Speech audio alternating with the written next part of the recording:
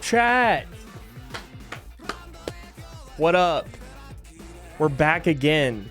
We're doing the same shit again today. Same shit. What's up, Gator? What's up, Reese? What's up, Nicole? What's going on, gamers? What's up, Yeetus?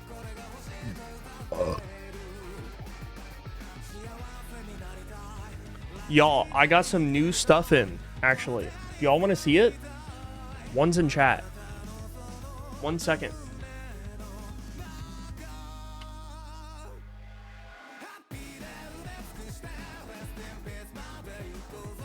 Ooh, a 2 to start off? I don't know. I don't know if y'all are ready. Look at this. It's cap carded. It's got it right here. Boom. Number 1. Boom. Guess what? Number 2.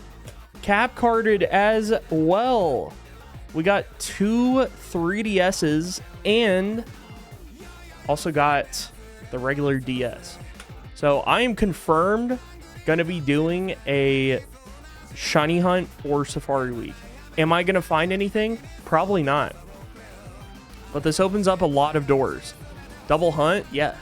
So the next hunt I want to do, I think when I find Treecko, I want to get a double hunt started on Kyogre and Groudon, and then eventually find Rayquaza. And this is in Pokemon Ruby and Sapphire. And then after that, then I think I start... Once I find Groudon and Kyogre, then I start Mudkip, and then I can go back and do Rayquaza after.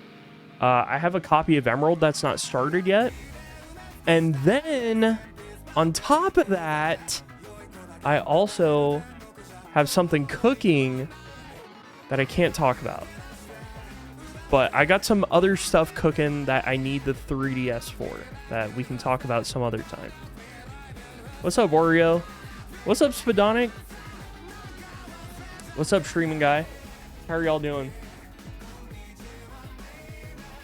Look, I had a lot of fun yesterday tapping into my inner dancing queen routine. It was fucking awesome. You're fucking with the shirt? Thank you. Thank you. It's awesome. I fucking love Naruto. I love Naruto. Shout out to Itachi, though. Ready to see some glory hunting today? The only glory you might see is this fucking hole. But I can try to make something work. Hey, today on the playlist, I'm opening up the floor once again. I loved every single submission that y'all gave yesterday, except maybe a couple of songs that were, to me, a little dookie. But opening up the floor with best anime non-English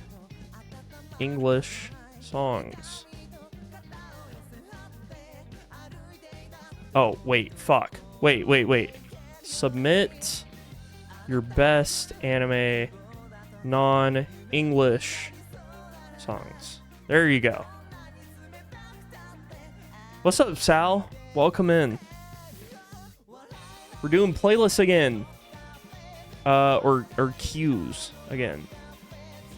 So queue up anything you know that's like your best non-English anime song. It does not have to be anime. I just put that because I feel like that's a little more relatable to some people.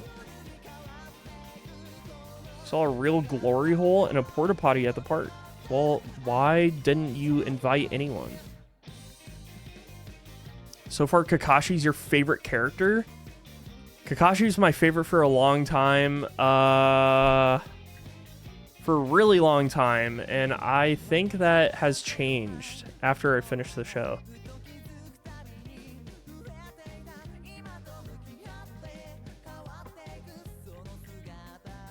Chat.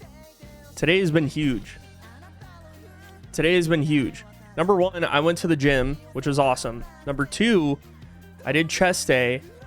And I hit a new PB on flat bench. I hit 145 today. which means I was hitting 45-pound plates on both ends, plus a bar, plus 2 5-pound weights on the end. That is the best I've ever done in over, I would say, about 3 years. Just about. Just about. I'll update you once I'm done with Shippuden. Okay. Okay, you should. You should. Where are you at right now in Shippuden right now? Soul Silver arrived and you started your first 8K hunt for Totodile. Well, hopefully you don't get the other two. Best of luck. I've heard it's a fast hunt. I've also heard it's really fun. What up, Fib? Episode 16? Oh, wow. Okay. You're still early. Shippuden starts faster than Naruto. The pacing is better.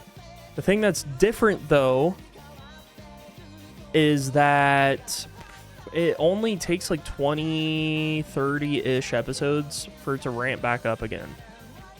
Like, it goes hard. It goes really hard. Couldn't finish Naruto? Why not? What's up, Reese? I think I said hi to you already.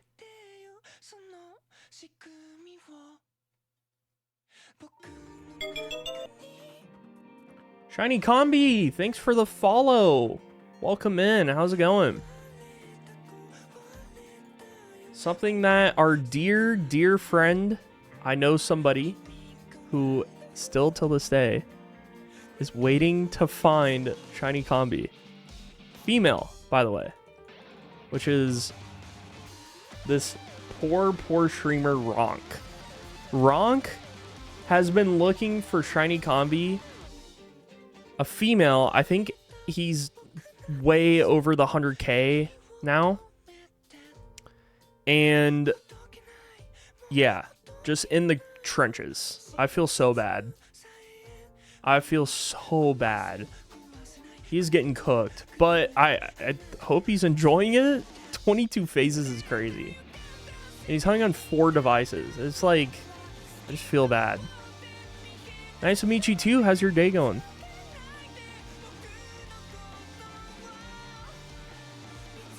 Got told to skip filler, but it's complicated to figure out and skip. No, it's not at all. There's one website. One website. You look it up before you start watching, and you look up Naruto filler episodes, and they have all the numbers in red. And when the next episode comes on, you're just like, oh, I have about 5 episodes until I need to skip like 10 of them. And then you skip them, and then you just keep watching. It does not fuck up the flow of the show. It doesn't fuck up where you're at. You don't miss anything. Trust me.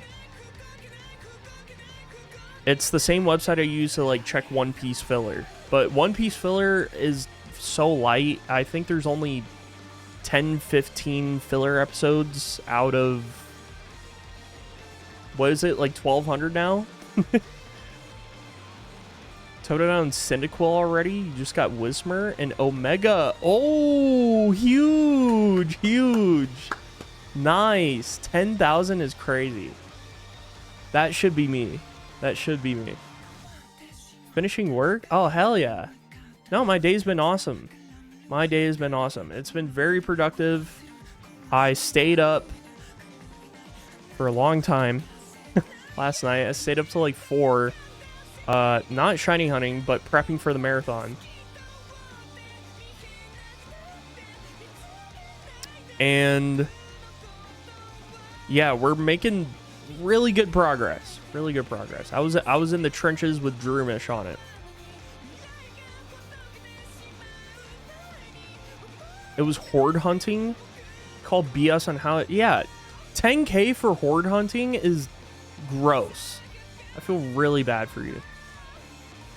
You're looking for Tyrant and X as your DTQ 3rd member, and that's at 6.1K fossil revives. Damn. Whew. Damn. I've heard fossil hunting is pretty chill. It's almost on the same level of soft resetting. I hope so. At least I hope so.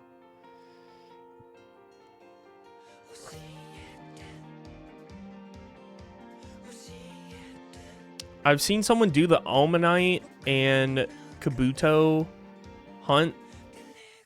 And that shit, the fact that you only get one fossil.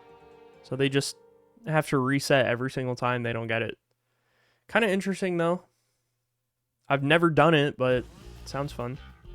What's up, Sanjay? How you doing? You know what's up. Shiny hunting, living the fucking dream. Wiping my ass front to back. Some days on a good day. And actually, I made some dinner tonight. Made some chicken with this like really nice, juicy, thick Asian sauce. And I said Asian sauce because it's like, I don't know what to call it. It's like oyster sauce, soy, sesame, mirin, sake. Fire. Just fire. It was good. It was spicy. It was a little sweet. Everything I wanted. But I did have your typical rice and chicken and broccoli dinner. Okay? It was just actually yummy. Damn, what kind of pizza are y'all into? Not just you, Sanjay. I'm opening this up to the floor. I need to know what kind of pizza lovers are in the chat right now. I'm a big meat eater. I love me some meat. Love me some meat.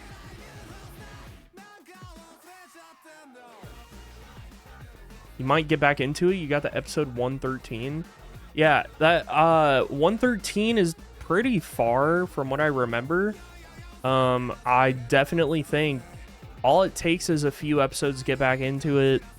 And even then, I've gone back a few episodes to kind of catch up on what's happening.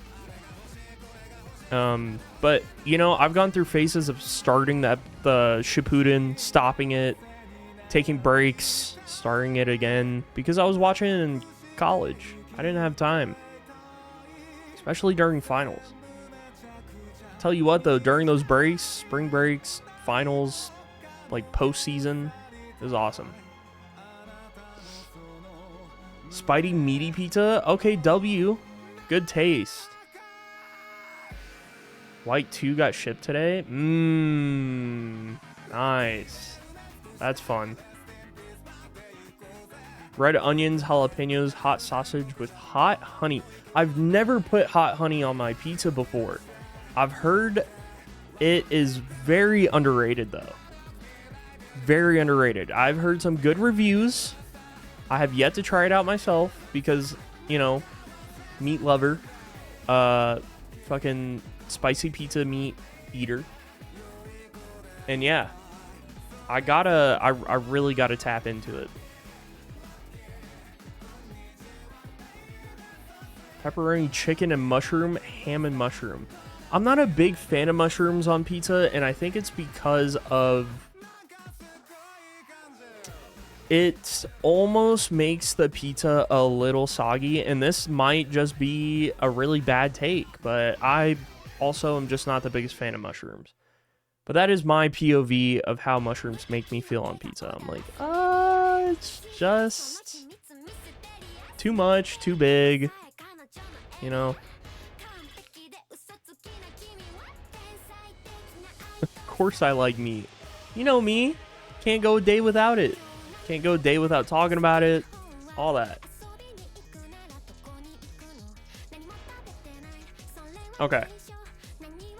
Pineapple and pizza, to me, is not a hot take. I don't think it's crazy.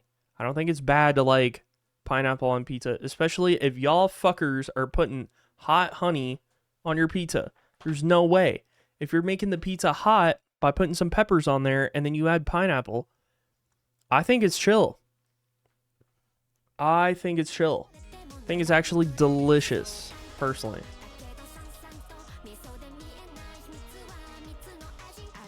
I'm not a fan of portobello mushrooms either. I think there's like a Burger King burger that was like the portobello mushroom burger. And it was disgusting. I've tried it twice and I couldn't get into it. Tuna and onion pizza? That sounds like a Spud pizza. Yo, I've been watching this guy from the UK. He owns a little truck somewhere in Europe. I believe it's in the UK. And a spud, for anyone who doesn't know, is a baked potato that they bake in this little pizza oven. And he's like, oh, you want a spud? All right. Would you like butter, garlic butter? Okay, butter. All right. And then he puts it on, and then he's like, okay, would you like cheese, beans? What kind of spud are we doing? And then some people will put baked beans, they'll put cheese, they'll put tuna, and then they'll top it off with like some sham sauce or something like that. And then, you know, pack it up in the little bowl, and then here you go. Here's your spud. And I fucking love that guy. And he always gives away like one free order. But I think it's become an issue because there's been a lot of people who will go up to the truck, and you can tell that they're almost insinuating like, hey, I'm looking for a free spud, and he doesn't give it to them, and then they kind of like unwillingly pay for the spud. And I'm like, look, brother, he is running a business. You gotta pay. Like, he's not some big baller. I'm sure he makes extra money from TikTok, but come on now. But I do think it's cool, like, end of the day shit that he gives away his like leftover or like whatever is left on the day. That's really cool. I respect that. If there's any type of pizza, I'm eating it. I don't prefer pineapple, but I'll eat it. Okay. Fuck with pineapple people. Pizza. I hope you fuck with pineapple people. Wait. No. No. Well, I guess depending on your taste, but some people fuck with pineapple. Anyway, we don't need to get into that. Just don't bring a pineapple to a party.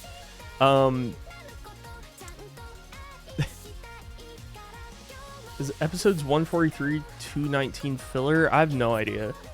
I literally just Googled the first website that's like Naruto filler, whether you're watching Shippuden or the original, and then it tells you.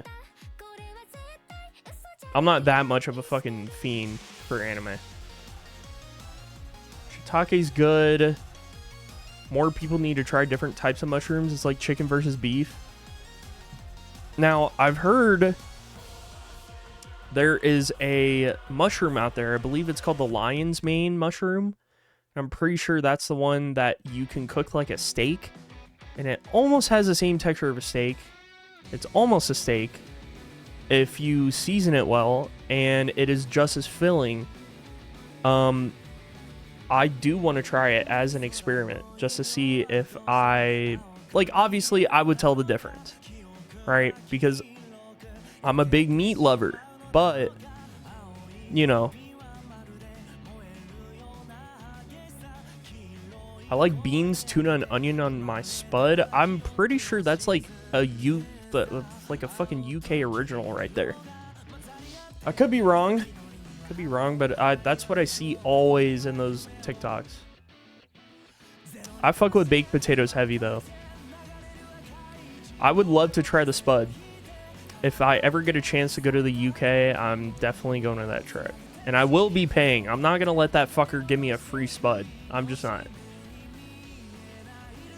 What do you mean you don't want pina colada and a pineapple mud? Because I've had it at a party and it's fire. I guess what I should say is don't bring a pineapple to a couple's party as a gift. People will start looking at you different. Mushrooms are closer to animals and plants. Yeah, I definitely would agree. Veggies over meat on pizza. I can actually agree with you. I don't like plain cheese pizza, but if we're getting a cheese pizza, then I need veggies on there. I'm gonna need some peppers. I'm gonna need some onion. All that. I'll make you a fire spud. I'm looking forward to it. I am looking forward to it. To all my UK people out there, everyone in Europe, I'm looking forward to it. If y'all know some banger spots and I somehow get the opportunity to go there once in my lifetime, that sounds awesome. What's up, Q20? What up, what up? How's it going? Yeah, pineapple means something. Long story short, it just means swingers. And it's like a code. And I only know this because my girlfriend's mom went to a party and her husband was wearing a fucking pineapple like button up, and they were on a cruise, and they sat next to this couple, and they were like, wow, like, guys, we made friends, it's really cool. They've like been talking to us and like dancing with us and having a good time. And I was like, oh, it's awesome. Next day goes by and they're still on this cruise, and I'm like, hey, so how's the cruise? And they're like, so remember that couple we told you all about, right? They just asked us if, like, are we swappers? And we were like, what do you mean by that? And they were like, oh, do you all like swing? Like, do you swap? And they were like, oh, hell no. Like, I think you got the wrong idea. Like, this is not what I was trying to get into. Shit. Anyway, crazy shit. I did not know that until I had that phone call, and this just happened like back in January or February this year. I was shook. And look, I got no problem with it. I just didn't know that was a thing. I didn't know people assume that when you're like wearing that or bringing that stuff around. Crazy. High fever. I hope you feel so much better. Fuck. That is a bad feeling. I don't wish that upon anyone. I'm thinking it's time to develop a crack addiction. Only if we're doing it with Hatsune Miku. Only Hatsune. That's all I ask. Please. You're wearing pineapple socks right now? No invite? No fucking invite? What the hell? Sniff the gecko and get some addiction right there?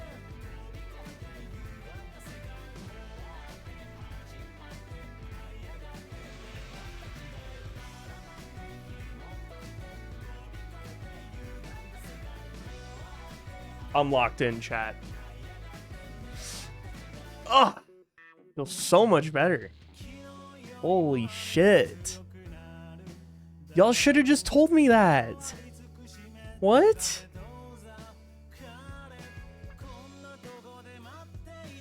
This is about to fucking make me lock in. Like, I'm so serious. Does everyone do this? Everyone has to do this. Possibly.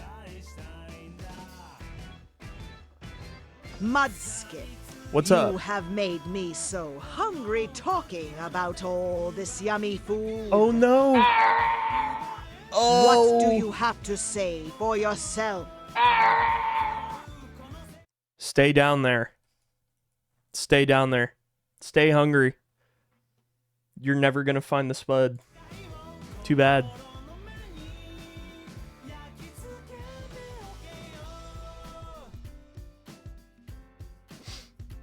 Opening Pokemon cards. You got an Esper from Surging Sparks, and your girlfriend loves Esper. Giving her that card, and it's a huge dub. That is huge. Yes. Let's go. Let's go. Even if that feels like a small win, that's what it's all about. That's what it's all about. I'm not gonna lie, I haven't opened cards since I was a little kid, and I do remember how fun it was, how like happy it made me feel doing it. The only thing I have to say about card opening is that I wish it was more accessible and affordable. Actually, I don't know. I would argue it's affordable. It's just, it's like, what would I rather spend my money on? But, you know, it doesn't cost a lot to get a pack. Okay, I don't need to get a box or a set. I can just get a pack. And I haven't done it. And I just want to know the feeling of, like, what does that feel like for y'all? I'm sure it's awesome. But I think eventually we can tap in, get a pack or two, and we'll try it out.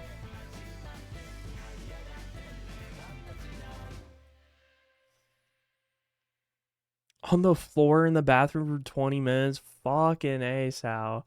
Why is everyone getting... I mean, I kind of understand why everyone's getting sick. It's shitty weather.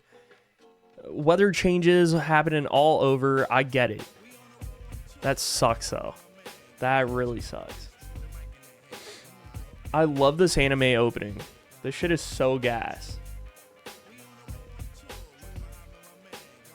Okay, this is the time where I'm gonna start queuing a bunch of random shit, and I hope y'all just listen. Y'all just gotta listen in.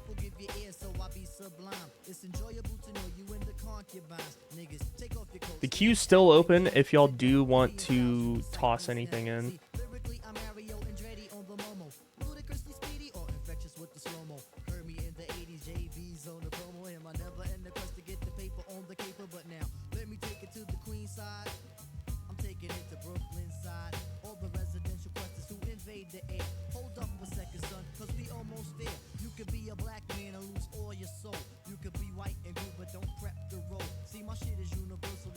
Is there a jam link? It should be pinned, by the way.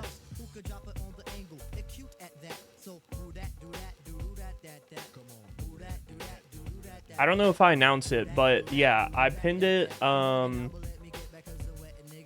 Looking for some really wacky shit on the list.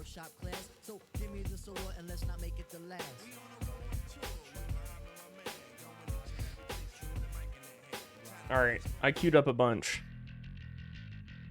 I should get a shiny right now and I'll be cured. I've been feeling that way my whole damn life. I don't know what to do.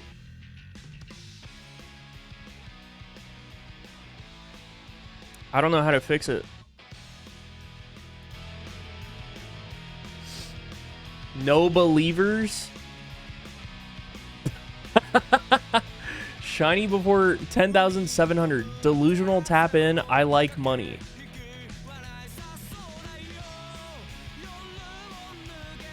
I really hope every single one of you lose all this fucking money. None of you deserve it.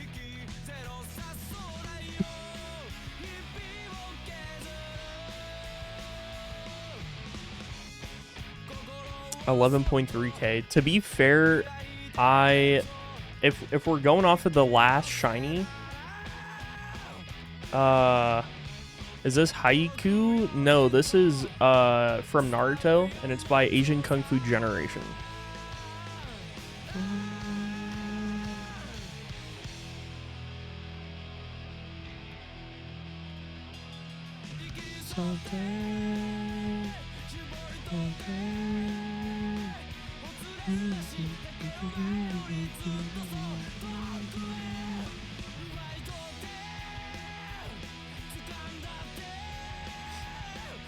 Sounds familiar. I've never seen Haiku, but I've heard some good shit.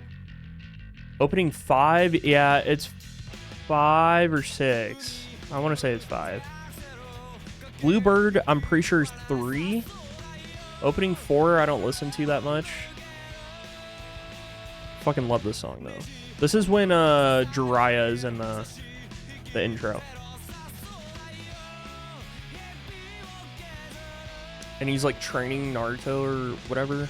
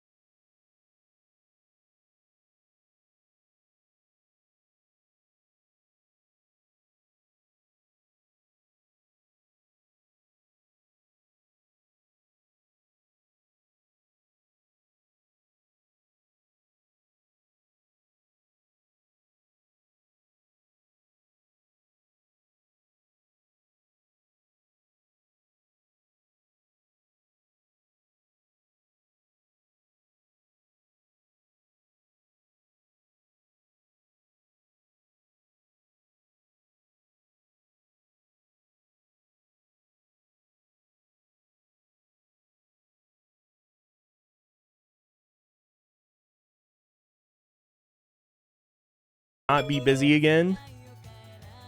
And then it's coming back. The Geek Inside, thank you for the follow. What'd it do?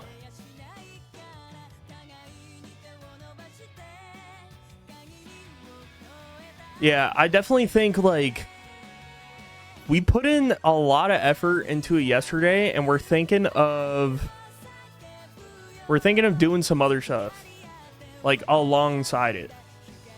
Is this, like, your first ever shiny hunt? It is. It is.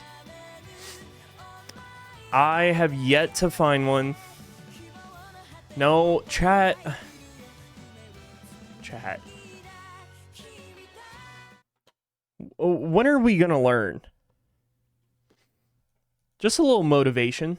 Cardiac arrest. Right. I will go tonight. Don't worry, Shadow. I got you.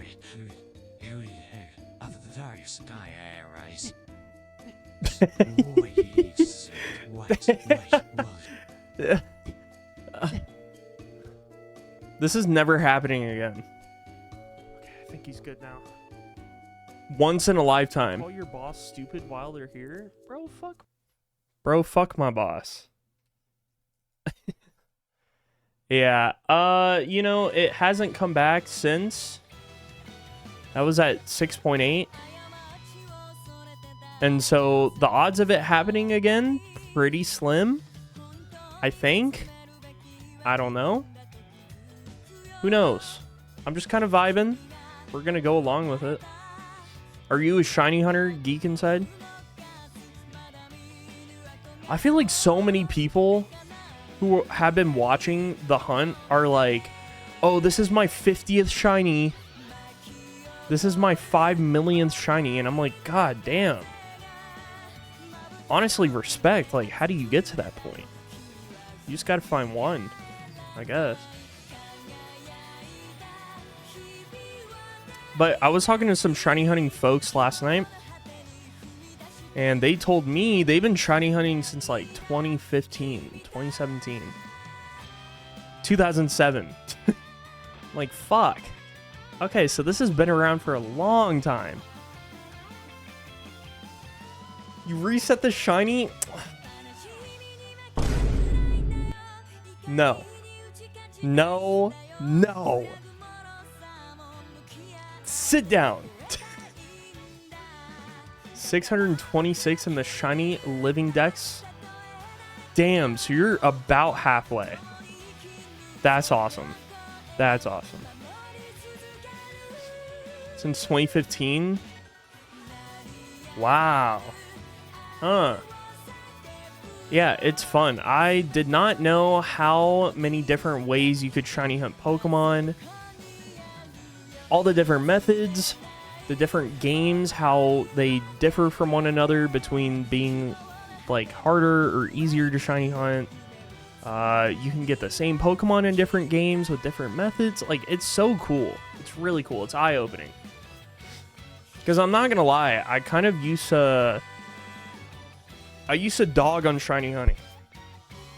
And it's funny because when I started this shiny hunt, everyone kind of laughed at me because they were like, aren't you the same fucking dude who was making fun of shiny hunting? And not making fun of it, but more or less being like, just dogging on it, saying like, oh, dude, I hate this shit. I hate this shit. I think it's stupid. It doesn't make sense. It's boring. Until you get into it, and then you're like, oh, y'all don't play. Y'all do not play when it comes to the shiny hunting shit. No, there's a lot of different revolving factors, and that's what makes it so special.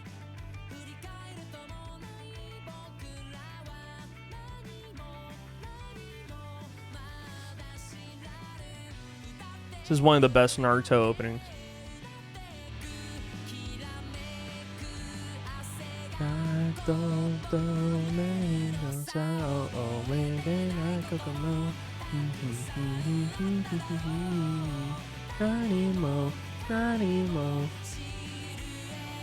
Me absolutely butchering the Japanese. Go, white boy, go.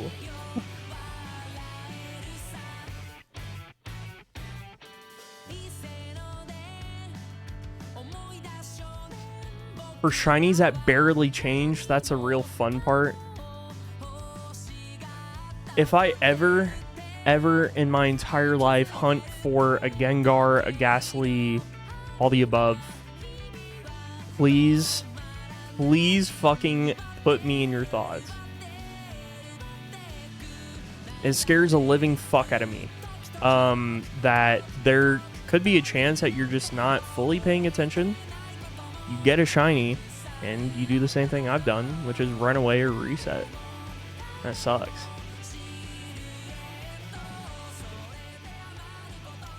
Sure, the odds of it happening are probably not that high, but still. I mean, I've also seen people hunt in the Safari Zone where they get the shiny, they try to catch it, and then it fails, and the Pokemon runs away. Like, do y'all know Magnemite? Magnemite has been hunting for this Riolu in Pokemon Heart Gold and Soul Silver. I don't know for how long, but they are at 40,000 encounters plus total. I think they're on phase 22. And they found 6 Riolus. All shiny. They've all just failed. Because the Riolu hasn't been caught. And you get about 1 Safari Ball before it runs away. That sucks. That sucks.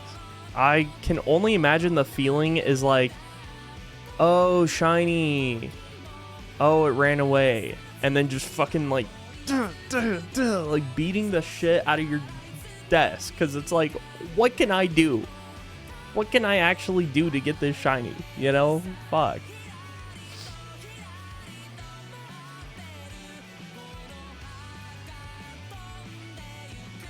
Four times the odds for Palkia. Damn. Damn.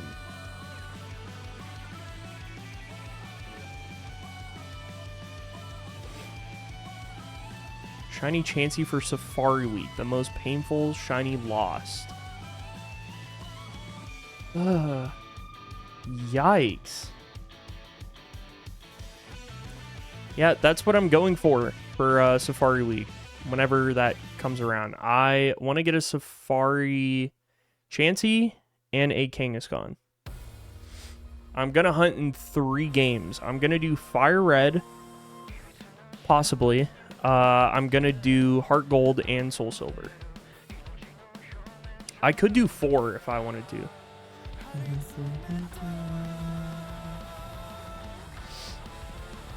It's in June. Fossil Week is August. That's good to know. What's up, Kato? How's it going?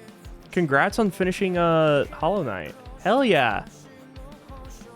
That's amazing news. I know that feels good. 100%ing one of your favorite games. Mud, you may be cooked. I know someone who started Chansey last year and is still phasing today. That's crazy. I am so full of euphoria and luck and copium that I just don't think it's gonna fail. I don't think it's gonna fail. So I'm pretty sure Chansey and Kangaskhan is like a 1 to 4% chance of encountering. And then for it to be shiny on top of that is obviously the 1 in 8192. There's no shot. There's no shot I get it, but I think it would be really fun to experience the gruesome, crazy pain that people have in Safari Zone. Obviously, there's a chance of finding other shinies too, but I am looking for Chansey. And if I don't get it, I don't get it. It's fine. I think it'd be cool to get it in Gen 3. But I'm really banking on finding it in Gen 4. I hope it flees and tells him to get good. I'm gonna fucking take every single one of you out back. I'm gonna put y'all all on shrimp on the Barbies.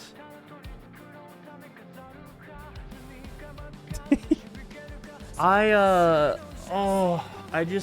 yearn to find a really insanely rare shiny Pokemon.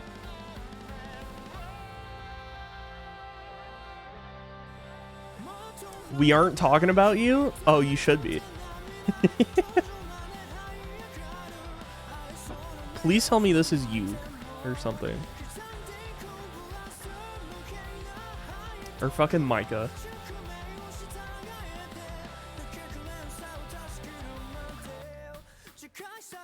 Chansey is 4% in Fire Red and Leaf Green, 1% is Tauros.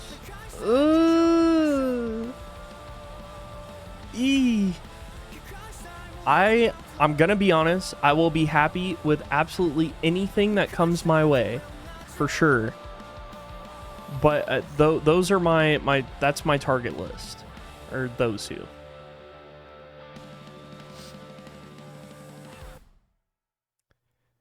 But yeah, I don't know. Safari Zone week sounds just painful and fun. I am also going to try to take a bunch of time off of work for that.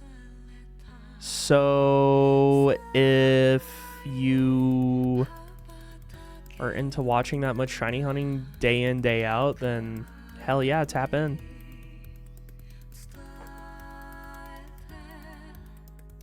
Treecko does feel like the rarest shiny Pokemon ever. It feels like a 1% chance every single time I press this A button. Like, it's just not here. It's okay. I've accepted it. It's okay. Shiny Drought is cooked. It's better to hunt with friends to keep you somewhat sane. I don't know. I have heard of that.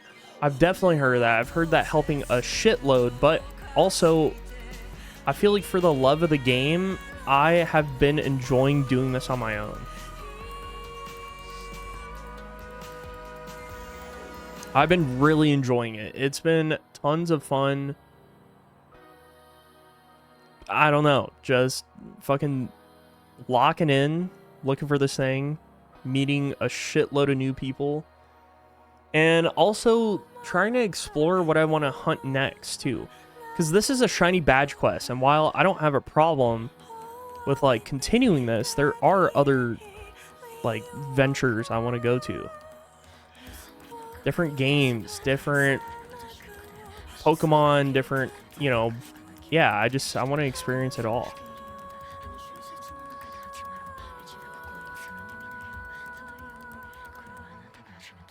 I'm almost 4096. I sure hope so. That doesn't stop anything.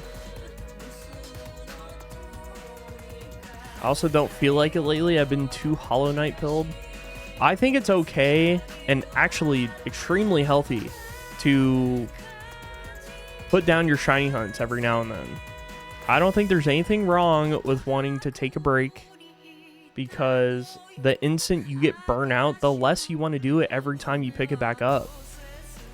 And then you kind of remember how you feel, right? And you're like, oh, dude, I felt like shit at the end of that, and I just know it's going to happen again, and who knows, it's a waste of time. Like, you just go through that emotional cycle, and you don't want to do that to yourself. Week of Legends is in July and August. It's for charity, too. Is it Legends Arceus or, like, legendary Pokemon? Any games in particular?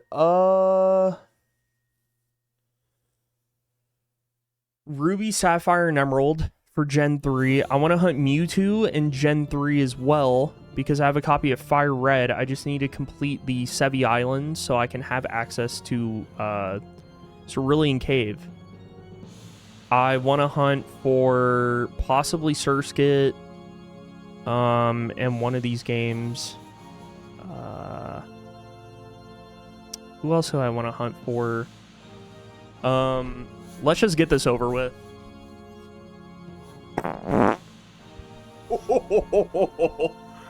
That had a lot of power on it. Holy. Holy. Yeah, that one almost ripped through the fucking mic. Damn. What's up, Golden Duck? I'm doing good. Got to rip ass finally. It was a little dry, yeah. Just had a lot of air. A lot of air time. How's your day going? You did Rayquaza last year? Did you do it in Emerald or in, like, what game? I guess you can't do it in ORAS because they fucking shiny locked half of these. That mic is next to your face now, bro? What do you mean? What do you mean? What's wrong with using this? Sometimes I scratch my face with it. Lunala for the Week of Legends?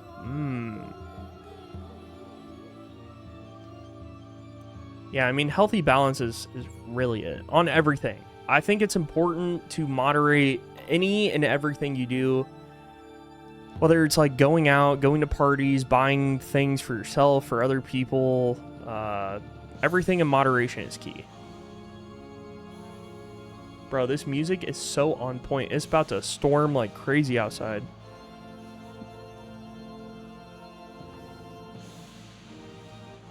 Regice this year? Oh, wait, because it's like... That's one of those indistinguishable legends, right? Wow, 151 resets in BDSP. What the fuck?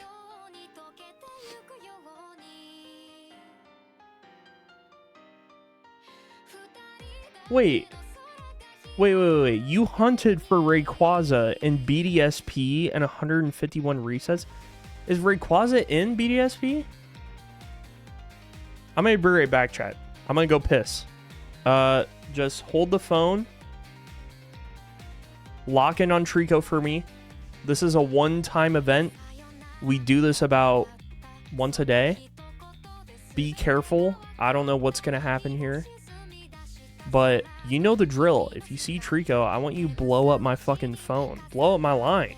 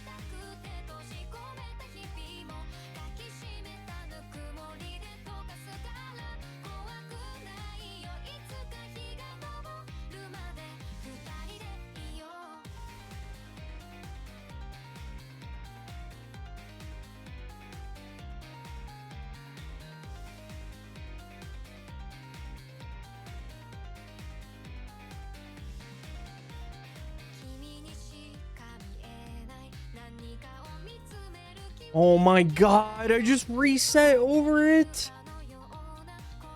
Oh.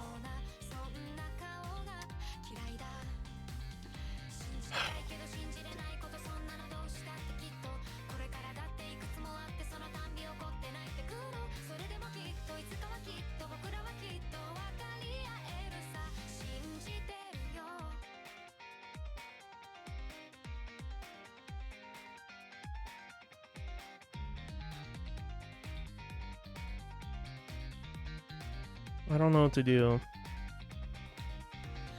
I don't know what to do. Maybe this is my fate, I guess. I'm just a stupid mudskip who just resets over everything. That's all I know how to do. LRA start.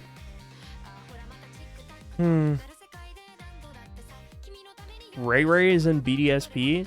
Why do I not know anything about this? This is the type of shit I'm on. Like, I didn't know that. I'm still doing it in Gen 3, though, because I'm different. I'm not like those other streamers. Not like those other hunters. The slate? Like a fucking... Isn't that like the thing where, like, it's like a hill, but it's like like this instead of this.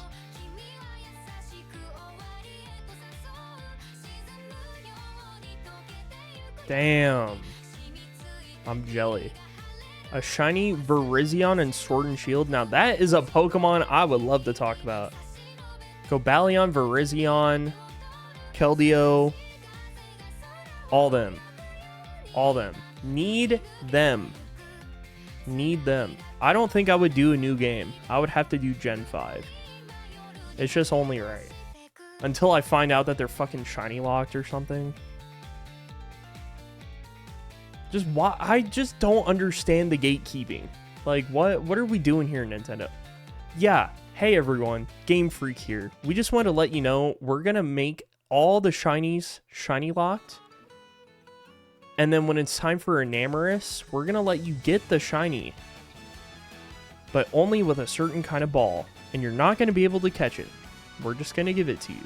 Like, I don't know. It just takes away the love of the game. Same thing with Manaphy. Speaking of, I need to check if my Pokemon Ranger copy is eligible for a Manaphy or not. Much less if I'm even able to hunt for shiny Manaphy, because that's tough. That's tough.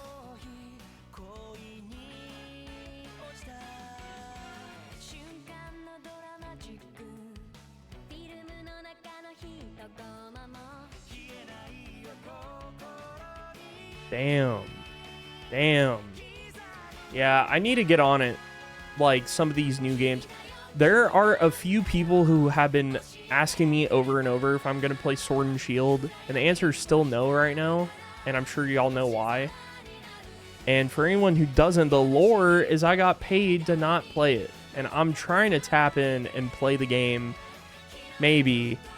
But I feel like I kind of need their permission, you know? There's got to be an expiration date on it.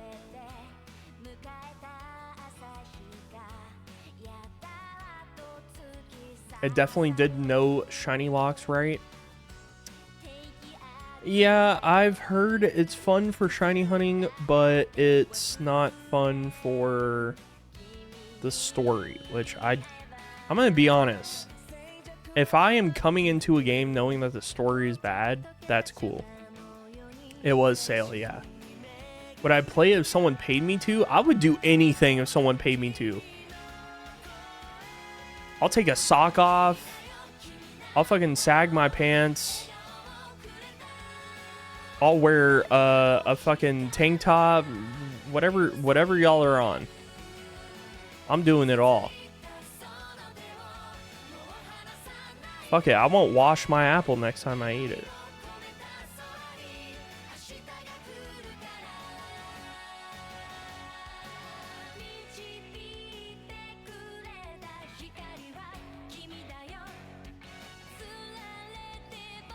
Surely, eventually, we find this fucking shit.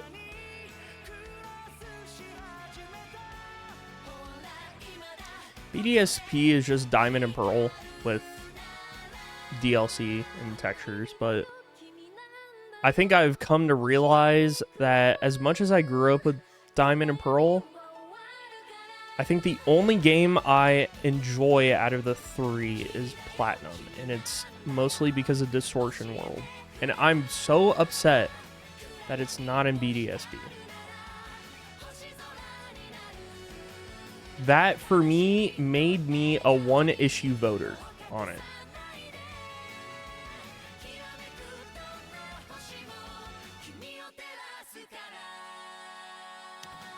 I don't get this whole, I've found a random shiny in this game.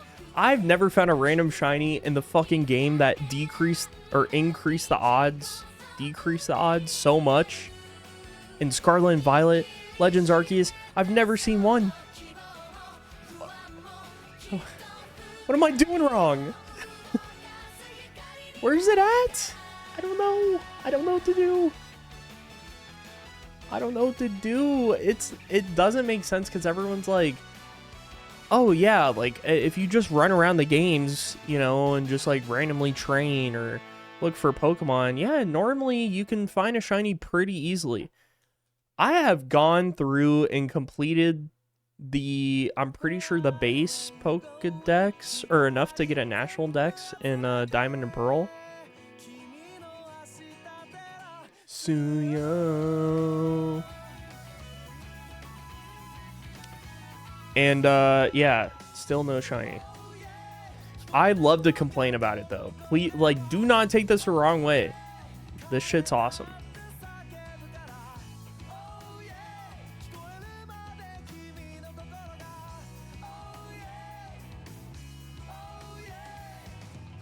It's a pain to hunt in Sword and Shield. Why? I've heard it's one of the best. Besides, like, the DA. What is that shit called? It's like the fat mode where you just go to the, like, the big Pikachu and shit. What is it called? I forget. But it's awesome. It's, maybe it's not, actually. It's kind of a pain. Doesn't have overworld shiny, so it's a bad game for shunting.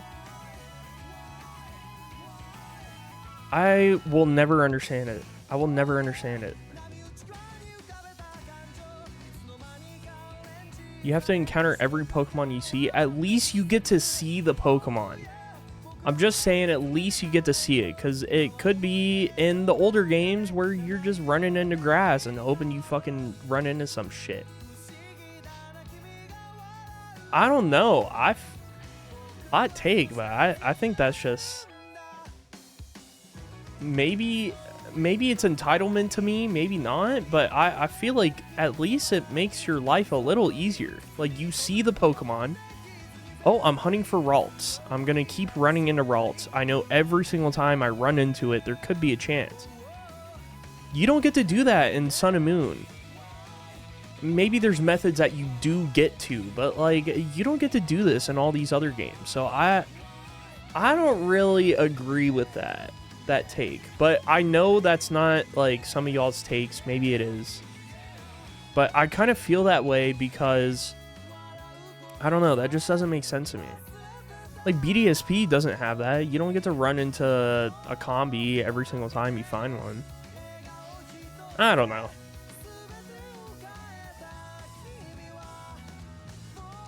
I mean, yeah, regardless, you're still hunting, but I'm sure the animations do take a while, and it's long, and it's probably annoying. And yeah, Overworld is very recent, and Scarlet and Violet has made it clear that, like,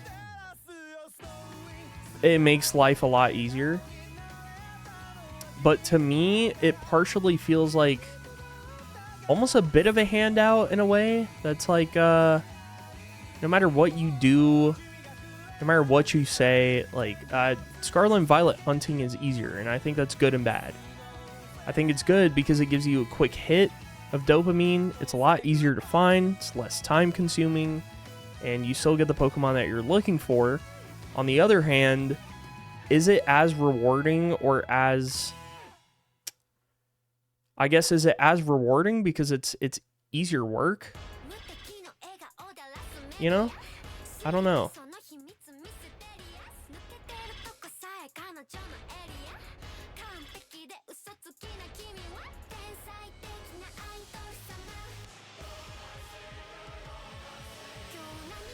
I'd be scared of missing a shiny in Sword and Shield. Maybe. Isn't it? It's just like, I just feel like it's so tough to mess that up. But maybe if you're doing the Dynamax shit, then yeah, it probably is really, really simple to miss it. You scroll past a Pokemon too fast. I mean, I've seen it happen. There's been clips for sure. You think there's going to be anything like shiny sandwiches in Gen 10? It depends what they end up doing with the game, I think. It depends what they end up doing, because obviously it's like, I think it just depends on factors. Like, what if there is time traveling? If there's not time traveling, all the above. It depends, but possibly. I think they're trying to make Pokemon a little bit more less invasive with your time, and definitely appealing to the casuals for sure, which is, it's good and bad. It's good and bad. It just depends on your expectations and how you feel about the games. I think that all the Legends games going forward are going to be a perfect mix of casual and difficult for people who really like playing Pokemon, and I hope that they maybe ramp up difficulty for it. On the other hand, I don't know. I don't think they'll ever go back to like the difficulty of these old games, because why would you? You know, like I said, they don't want to invade your life and time because people are busy. They want to make it as simple as possible for you to pick up the game, have your quick fun, and then go about your life too. But I could be seeing it wrong. Claw is Shalfas, which mitigate that for people who want harder hunts. Yeah, exactly. There's that. I mean, I guess there's the idea of collecting all the Pokemon for like Enamorus or Manaphy, or I don't know. We could go down the list too. Sword and Shield had curry and Scarlet and Violet had sandwiches. It's easy to assume there would be one. Yeah, I think so.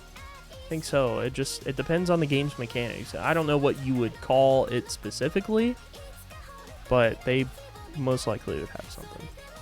So when do you call it? When you get to 20k?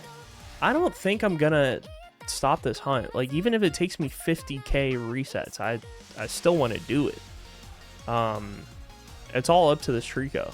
So I'm going into cardiac arrest. no fucking way, dude. I'm Fuck. going into garage. Into case. What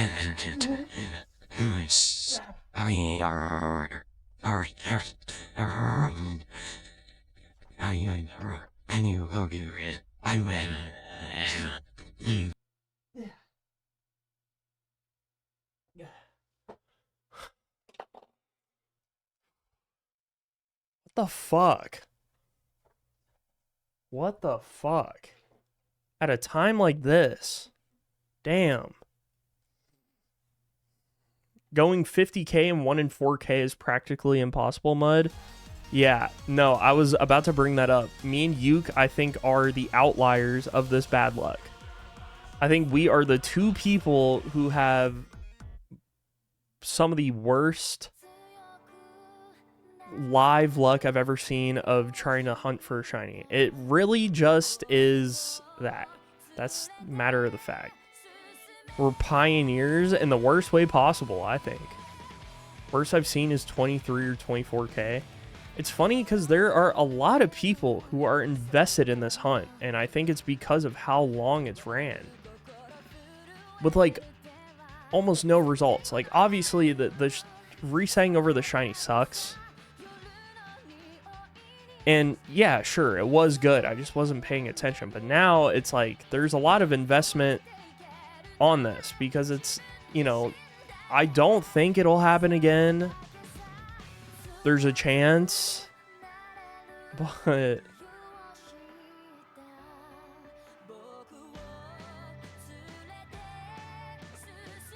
Quick's 22 Regirock and Sword and Shield, oof. That's crazy bad luck. That's worse. Because isn't Sword and Shield like a 1 in 800 and something? What up, sister? What up, Kicks? How's it going? Yeah, I also am gonna be a little sad about if I do end up finding Shiny Treecko. In a way, it's bittersweet because I don't want this hunt to end in the best way possible. And I think it's because of how much fun I'm having with it. It's also my baby. It's the first hunt I've done. And it's gonna feel special. Like, it already does. It already does. I don't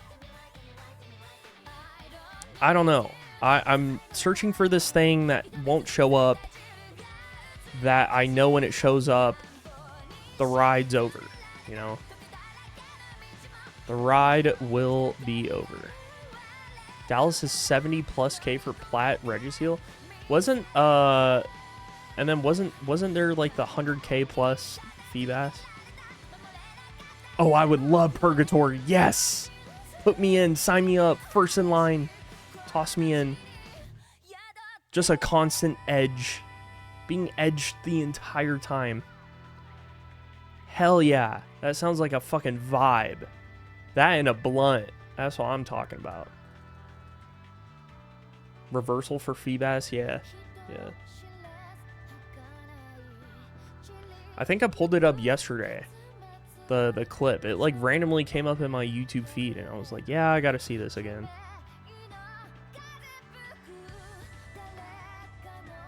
My worst hunt? Oh, Dynamax hunt is 240. Tough. 26K on BDSP Chimchar, no Starlies, and that's in hiatus. You know what's funny? Sloosh, my mod, he is on like 22K for Oshawott and black and white. Still has yet to find it. Reversal blocked you on Twitter a few years ago. You know what's funny? Do y'all know Ethan Dobbs? No shade, but he blocked me on my old Twitter account on the Activates Twitter because I was kind of being a dickhead. I think at the time I was frustrated because I like paid money for this event and my time to it.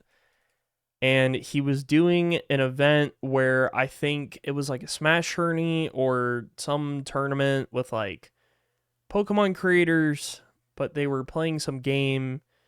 And anyway, long story short, I went there to show up for my friend, and the whole tournament was just like badly disorganized, and like the stream wasn't working, and there's like a 2-hour delay. And at the time, I was a very casual viewer and streamer, so I was like, what the fuck? Like, how do you set all this up, ask people to show up, and like, you could be out doing something different, and it's just not working? I was kind of being a dick. So I took a video of it, of like it not going well, uploaded it to Twitter, and by all means I deserved it, and like tagged him in it and everything, and he blocked me.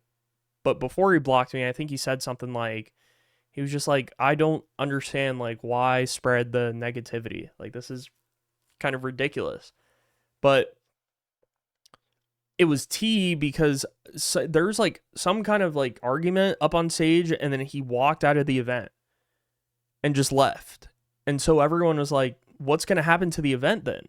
Are we just going to get a refund? Are we going to get like, what's happening?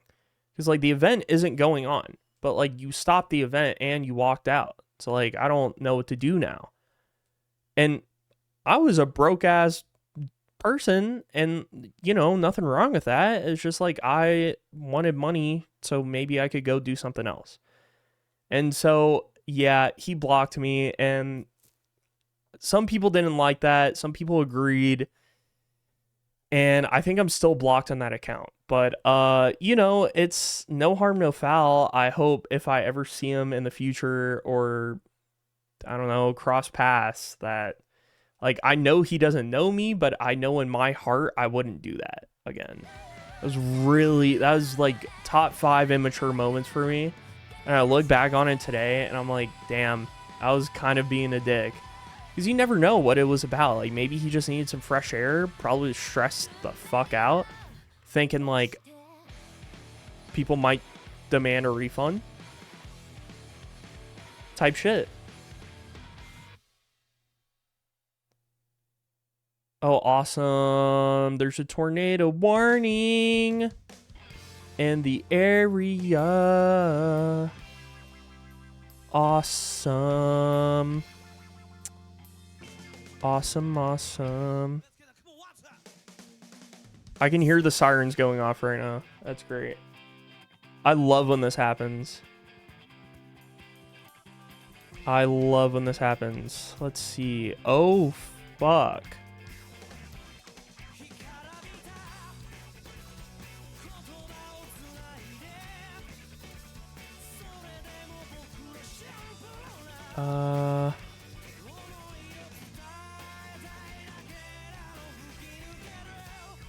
Like, it doesn't look terrible. Yeah, this is pretty normal, though. This is some Midwest shit. Start 6:57, ends 10.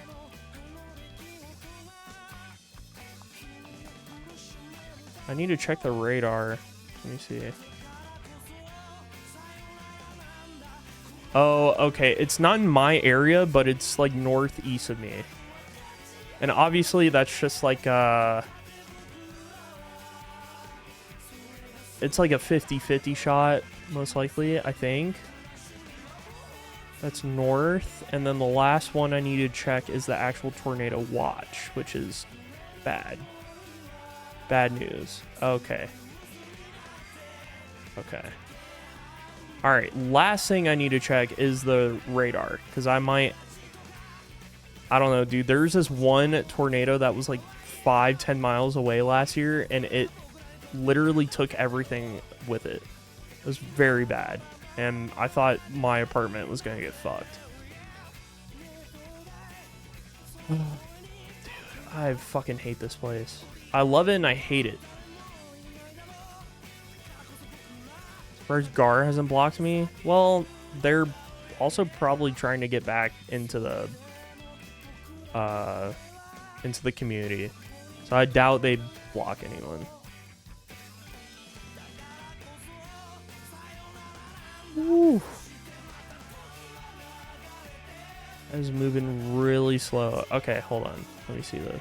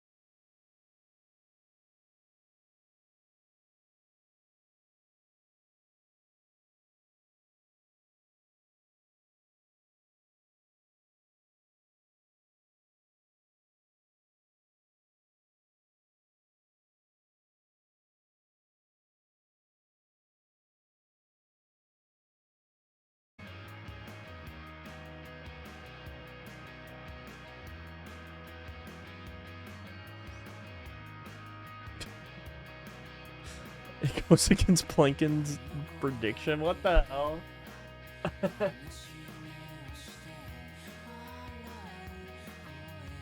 All right.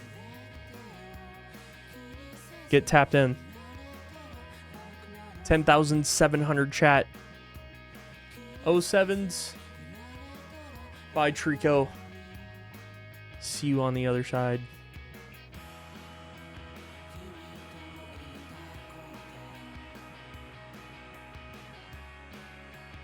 Almost 11 motherfucking K. Damn.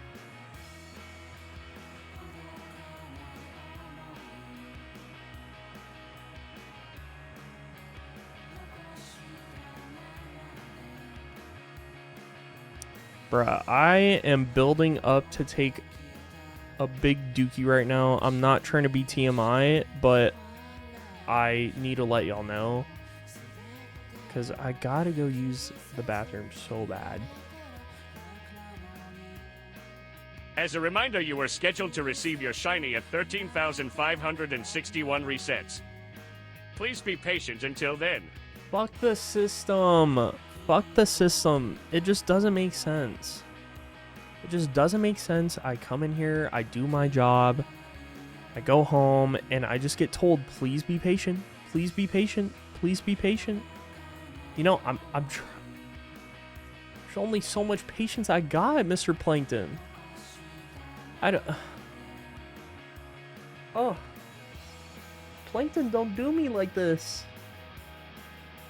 I'm about to steal the chum bucket recipe and then squash his ass.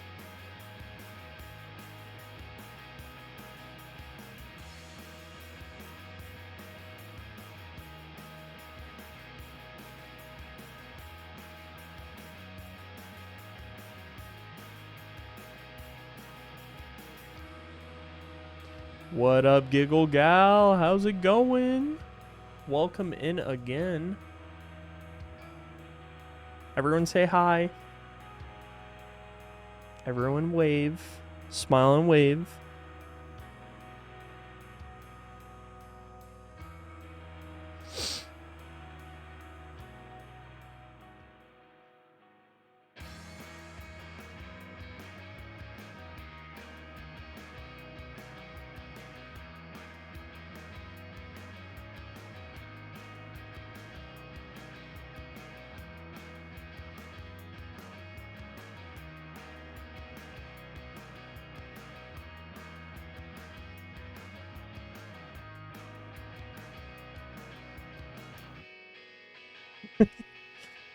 Smile and fucking wave.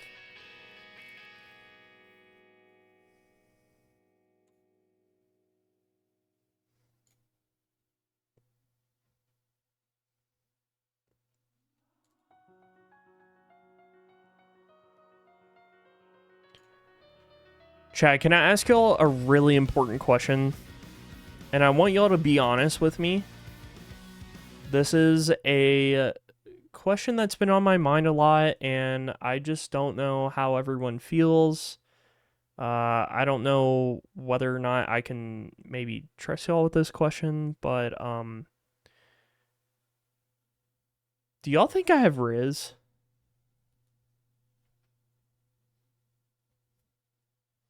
Do y'all think I could Riz someone up?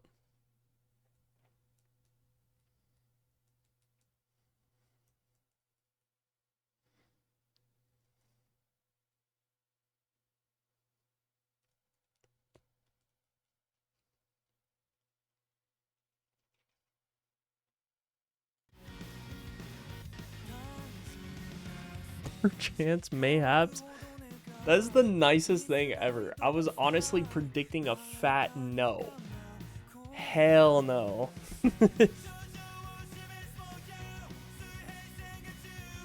Have you accidentally reset anymore? No, actually. Well, it depends what your perspective is, but I don't think so. As long as you don't start dancing. Oh, you missed it. You missed it. I already started. I already started.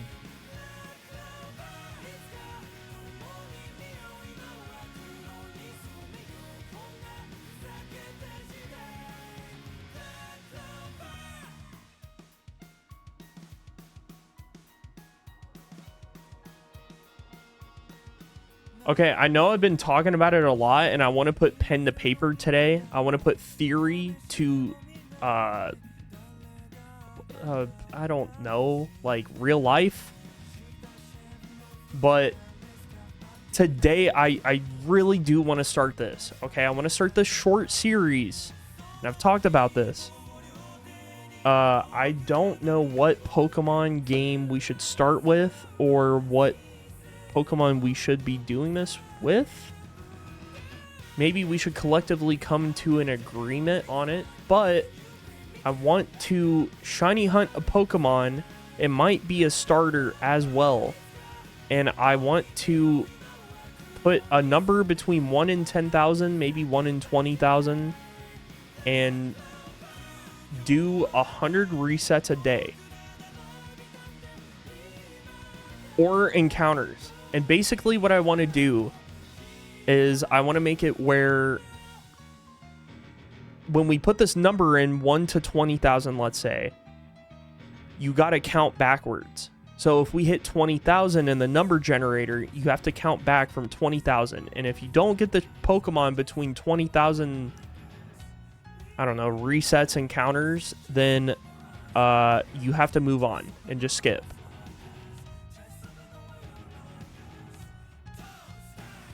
I was also thinking Heart Gold and Soul Silver would go pretty hard with that concept. It is a fairly fast hunt from what I understand. I just don't know how y'all would feel about it, but I want to start it. I really want to do it. And I just want to see if there is a certain amount of Pokemon I could get with that method or not, maybe. It doesn't really mean I'm like locked in. I just, because then the next question is, okay, well, if you don't find the Pokemon in that amount of resets, then what? Do you just play the game? Like, what are the stakes here? What are the stakes here? I'm trying to think of that because, yeah, like, you could just stop the hunt and move on to another one. But what does that mean? Like, okay, if you don't get it in that certain amount of number, do you have to never hunt it again? Do you get to start over? What happens? And I don't know. I really don't know. But I'm trying to think of a concept that would involve chat too. That could be like, well, okay, the stakes are like, if I don't get in that certain amount of number, I delete my channel or something. Or like, I have to give away this Pokemon card or this pack of Pokemon cards, or like, I don't fucking know. I really don't know.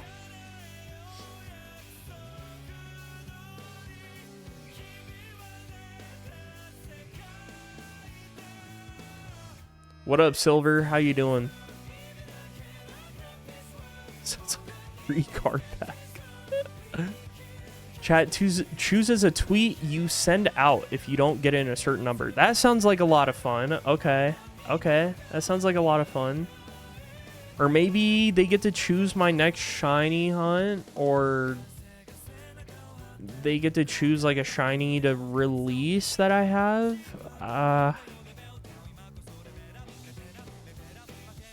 How's the boogieing skip going? It is going pretty terrible. I'm still learning how to do the fucking Cupid shuffle or whatever.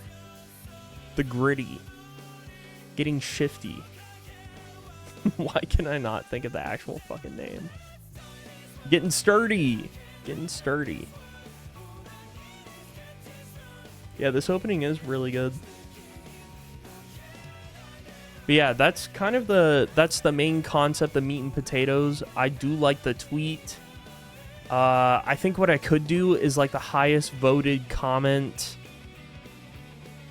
Like, I have a lot of different ideas. So I'm thinking we start from the number, right? And then we break it down even further. I do like 100 resets every short, right?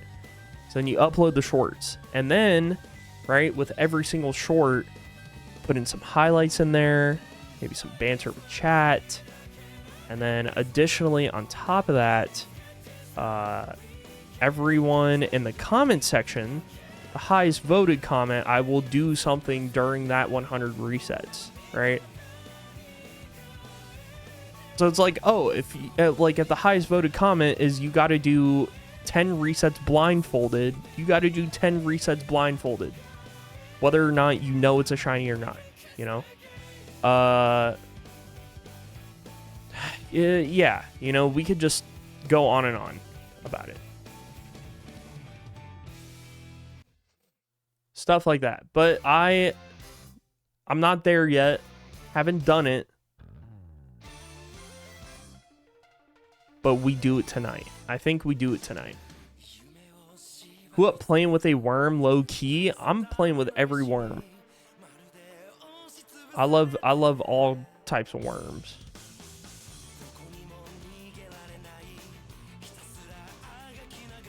Speaking of worms, I'm going fishing next month. Next month, chat. I'm not a big bait and catch person. I'm like an actual buying a fishing lure.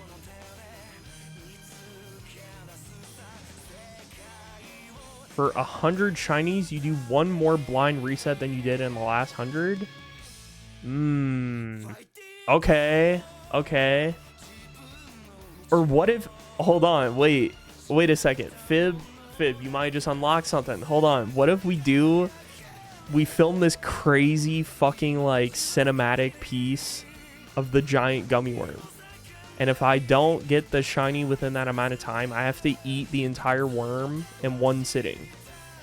Like something stupid. Something really massively stupid. That's like, why would you do that? Why? I'm not going to do laxative gummy bears or any type of gummies. Not doing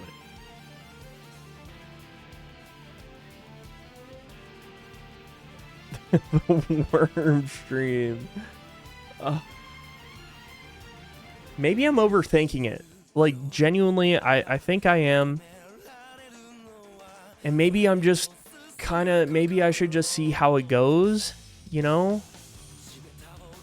But I feel like it would be a good introduction to give someone the meat and potatoes. Why am I doing the shiny hunt this way? And what are the stakes at hand?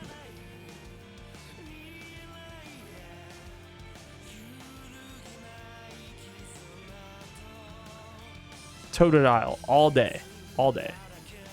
You could easily get a wheel, have chat throw ideas on, and at every 100 you fail the wheel.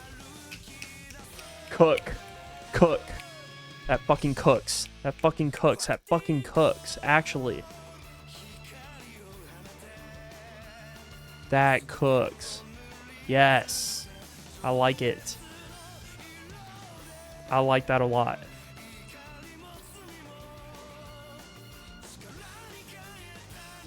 Because I feel like 100 resets, especially every day, it's not that bad. Really not that bad. Do I have to do it live? Maybe not. Maybe I do. Maybe some of them I do live, some of them I don't. I think it depends.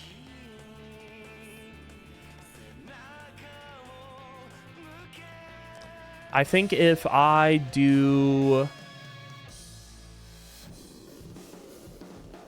the wheel, what I should do is like if I'm doing it live, then everyone who's in the stream gets access to the wheel that day, live on stream. But if you're in the comment section, I spin the wheel and I pick up all these ideas of like the highest voted comment, right? And whoever is the highest voted comment has to that's what I put on the wheel, right? So like the top 5 I'll put on the wheel. And then if it lands on one of them, hey, I did your thing. Congrats. I ran a tiebreaker poll in Discord for movie night. Oh, thank you. Yeah, chat, we're doing movie night next week. Next Wednesday, by the way.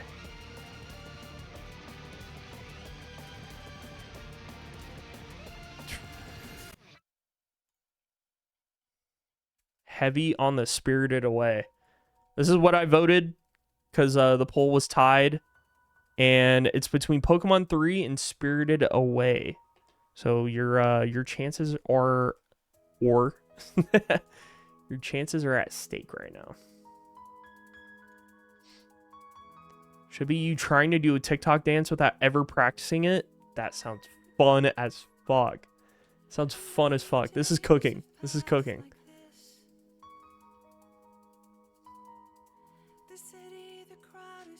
This is cooking. Yeah, no, I think for sure we do that. We do it tonight. Rapto, thank you for the follow. Appreciate it. What's up with you? I'm just living like Larry. Shiny hunting. Looking for Treecko. Living the dream.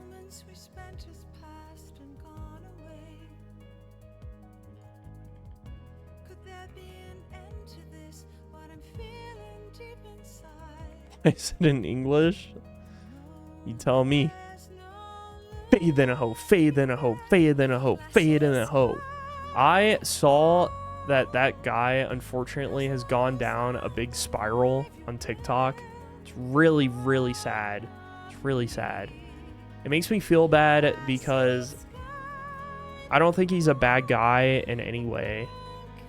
I mean, I don't really know Fulcrum like that, but I did see he's like on a really bad mental spiral. Like, I think he checked himself in. He has a kid. He's super sad because, like, he was supposed to go on some streamer stream and he never got the invite. And he feels like his life is fucking, like, thrown off. And all of his TikToks are like, I used to be known as that guy who, the fade then a hoe guy. I'm going to be honest, I don't know if it is the weed that got to him. But obviously, for anyone who doesn't know, Fulcrum is like this big pothead. And he was known for taking absolute big rips on his pen. And he would like hit blinkers basically on his pen, which is like terrible for your lungs. But he would hit it so bad that like everyone started doing it. Because he would like go in these bathrooms at McDonald's and hit it, or go to schools and hit it, and all this stuff. And like, it was a fun meme, I think, for a bit. I think what he could have done to really elevate it is like start streaming himself, maybe, or I don't know, make different videos. But I just feel like, I don't know, it's just sad. It's just sad. I really don't know what happened. Except that he said he went through like psychosis, which basically just means he probably got mentally thrown off the loop by smoking too much. And yeah, it's just sad. What shiny did I miss? This one. It's my first ever shiny hunt, and I miss it. Someone pulled the clip. Exclamation point pain. I reset over it, and yeah, it's just sad. Doing it in public can be dangerous for others because allergies exist. I agree. People are very allergic to it, actually. It's a uncommon thing people talk about. I'll pull the clip up for you, Rap. I got you. But for whatever reason, like, people disregard that that's even a possibility. There are negative side effects. Don't worry, Shadow, I got you. This clip does not get old. It's timeless. It's timeless. Okay, I think he's good now. You call your boss stupid while they're here? Bro, fuck. Yeah. What a time to be alive. One's in chat if you were there. Even if you weren't there, one's in chat if you were there. I'm so stupid.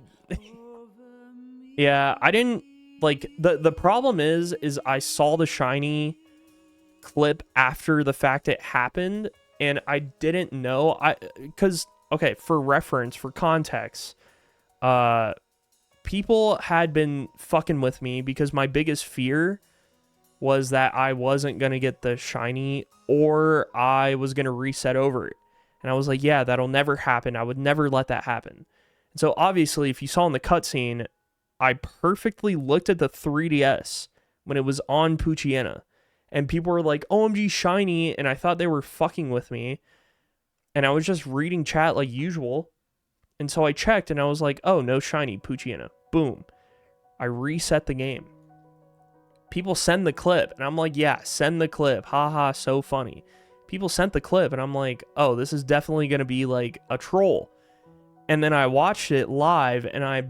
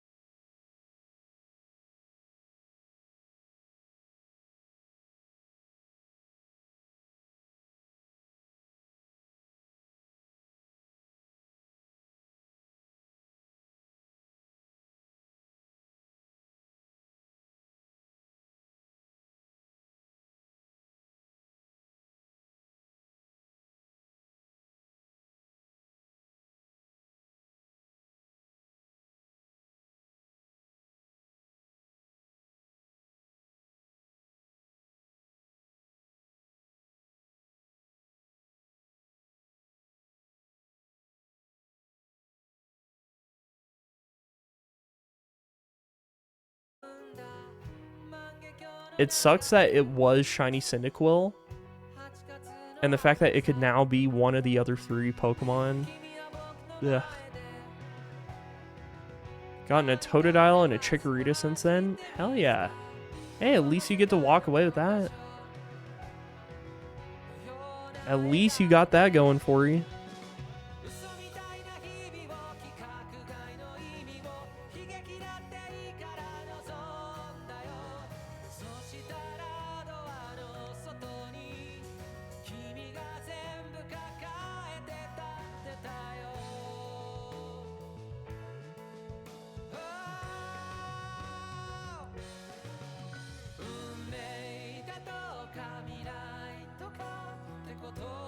The one I want least is Cyndaquil.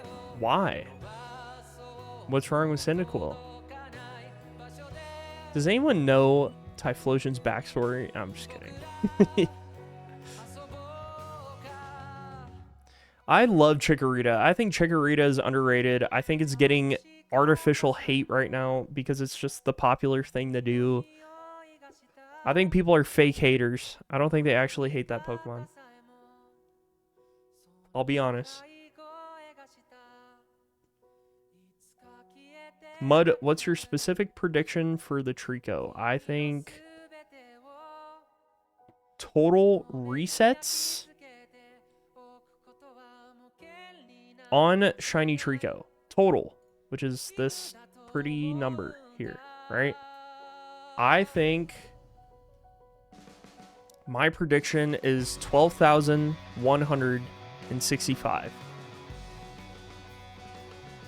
I'm like okay with knowing that this is going to take longer than I intended.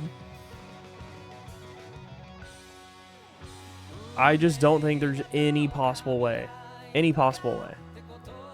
Staying on business with 11.3. You know, the earlier the better.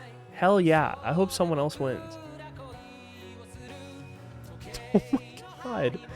7 Totodiles, 3 Chikorritas, 1 Cyndaquil. Got Cyndaquil, looking for all 3. Just want to start the game with Cyndaquil now.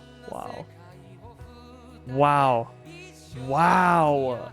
What a tough battle to be in. I really feel for you. I really feel for you. I don't wish that on anyone. I mean that. It's funny. It's funny at first, and then it happens to you or someone else, and you're like, well, I've been there. I've been there. It's just funny because, like, when this happened, I think the clip got sent to Yuke, and Yuke was just like, well, at least he learned, you know? At least he learned. Gotta learn the hard way.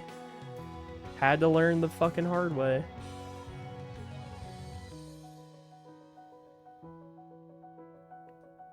I just hope you don't get up to meme numbers because the next closest is 42,069.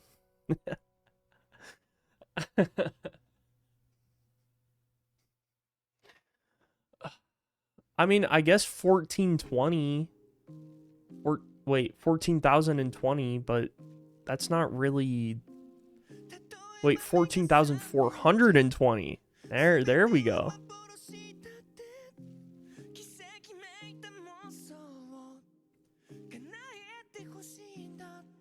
He's laughing so hard at it. My only reaction to that initially, and still till this day, is just I'm glad that my pain and misery can be a laughing stock for everyone. All parties involved. Everyone. Because what a shit feeling, but also it is a funny clip. I like it a lot. It hasn't stopped me from farming clips or engagement farming either. I still love doing it. I'm just more careful now. It varied from 237 to 21k. Fucking A. I yearn for the day I get a proper shiny hunt. Chuck said he wasn't sure if you were clip farming. He still asks me about it. I really was not. I really was not clip farming. I have gotten a lot of people ask me the same question. I'm like, no. Like, obviously, initially, I was farming the idea, or at least, like, the farm, you could say, was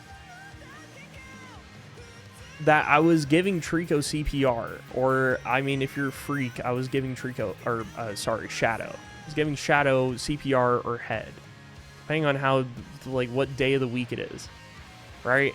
But, I don't know. It's still fun, I guess. I think it's because you have a nonchalant demeanor all the time. I'm just a nonchalant guy, what can I say? I'm chilling. I think it's brutal because it is my first shiny hunt, and like, you don't want to see that. For someone who's starting off, that would probably demotivate so many other hunters, whether you've been in the game for so long or not. Like, a lot of people were shocked I went and continued the hunt that same day, that same night. I just kept going. Haven't stopped since then.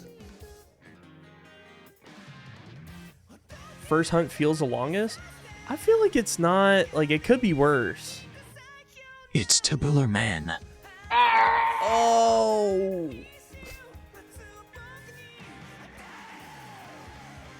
It's good that you kept going and learned instantly, if that makes sense. Oh, it makes perfect sense. It makes perfect sense. It sucks that, like, yeah, it happened, but, I mean, like a lot of people said, at least it happened on your first shiny and not something way more critical, right? So that would suck. But, like, I got sad, I crashed out, and I went right back to it. And I remember a lot of people just being like, I'm sorry, like, the vibes are just so sad, and I'm just gonna leave. And I was like, it's fine, I get it. It's fine. Like, I would not want to watch a stream after seeing such a hype moment, and then for it to get crushed instantly. That sucks. But there was the chance of me getting Treecko right after failing it, which I think would have made such a crazy legendary moment. Of course, didn't happen, you know?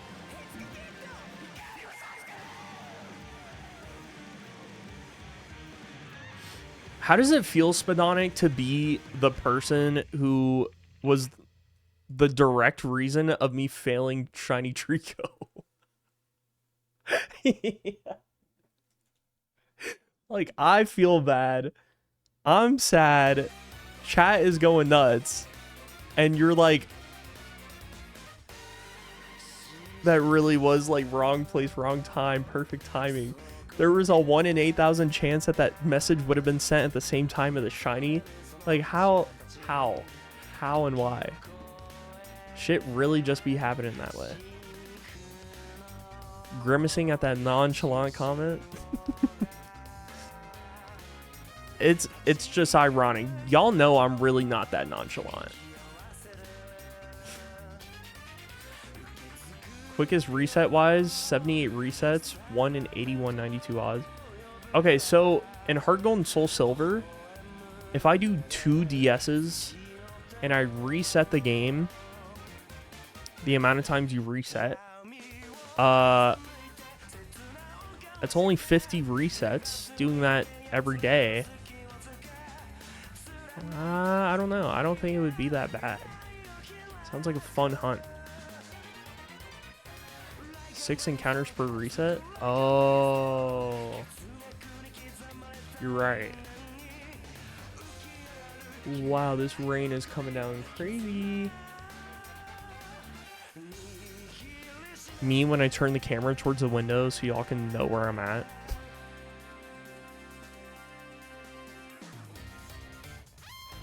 Bro, don't miss the next one. I am gonna try not to.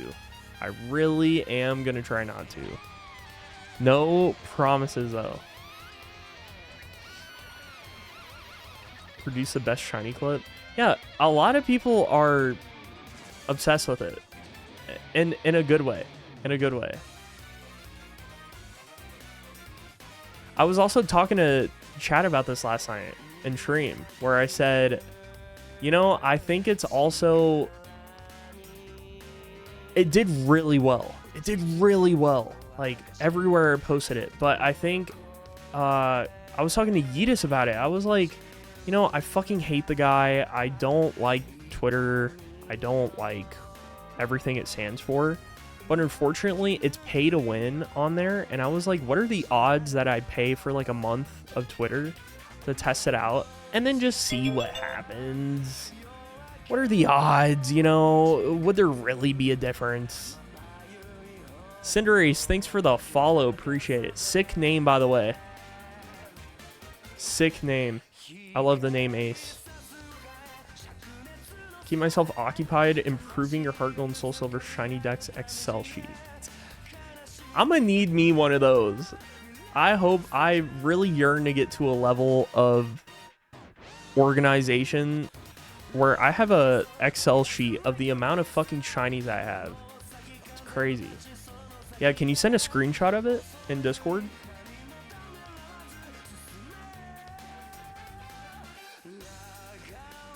There's a Pokedex website?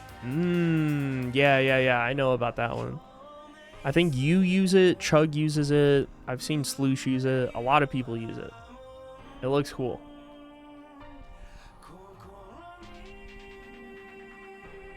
Heart Gold and Soul Silver decks, though? Oh, that's still fine.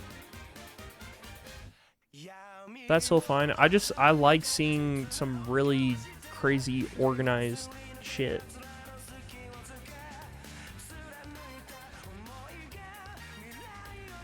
Bruh, it was just sunny, sunshine, clear skies, and now it is brutally raining. Holy fuck.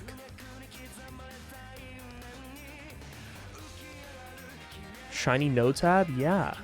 I want to see all that. I'm interested to know how people are living their life. Their lives. I mixed life and lives. I fuck with that.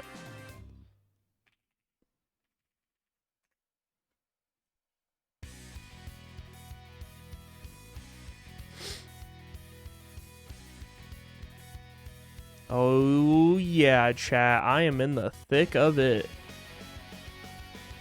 I am in the thick of it. It looks pretty gnarly right now.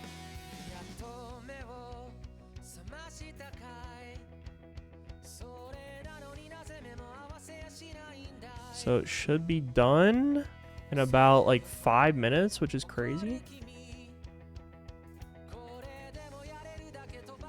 Have you used the website to rank your favorite mons?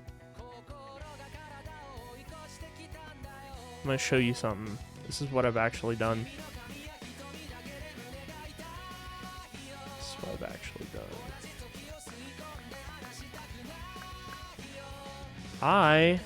Oh, wrong fucking thing. Wrong thing. Uh-oh. Stinky.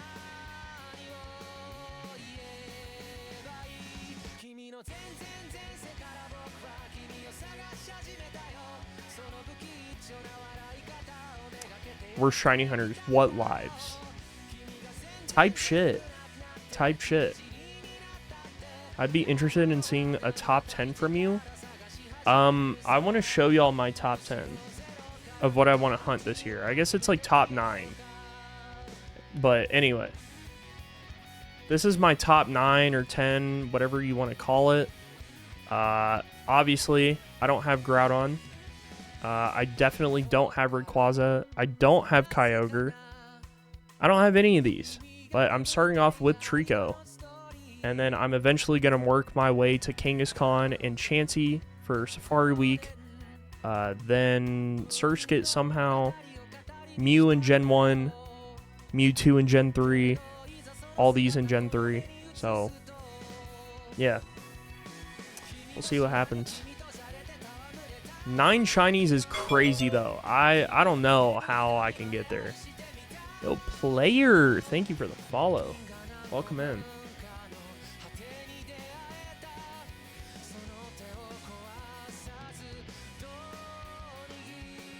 What up, Brick? Glad we haven't gotten the Treecko without me. I think everyone feels the same way. Everyone is so excited. Everyone is yearning for this Treecko. Everyone wants to be there.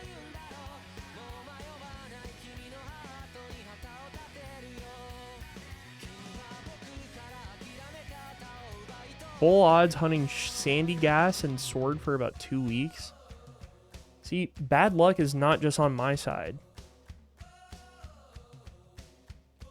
Ain't Mew in Gen 1 easy? Just need to glitch? Yes. But I learned last night from watching Micah the Brave that not only, even if you have the perfect stats, there's still a chance when you transfer that it's not shiny. So it is a lot easier. But yeah. Yeah, you can share a link. Always. As long as it's not some crazy fucked up shit. Need to see you get this Treecko. I'm invested. So am I. Just as much as you are. Surprised there's no Mudkip? Okay, so here's the thing. Mudkip is the secret 10th Pokemon. The thing is that I do have to hunt for Mudkip this year because we hit 100 subs collectively. And we hit that last month. And yeah, I mean, I've always talked shit on Mudkip. Like, I'm not a huge fan of Mudkip's shiny. I like Mudkip the way it is, yada yada. And I think that if I end up getting the shiny Mudkip, then I can move on to everything else. It's a little overambitious, though, to have all that on the bingo board. The one thing I have to say is that while Mudkip is on there and all these other Pokemon are on there, once I get the shiny Treecko, it lets me unlock myself to shiny hunt off stream and record, okay? Because I've been holding off on shiny hunting Treecko off stream specifically because it's my first shiny and I would hate to get it off stream. I just would. I would. I told myself this is the only shiny I'm doing completely on stream, no off stream grinding, and after that, I'm locking in.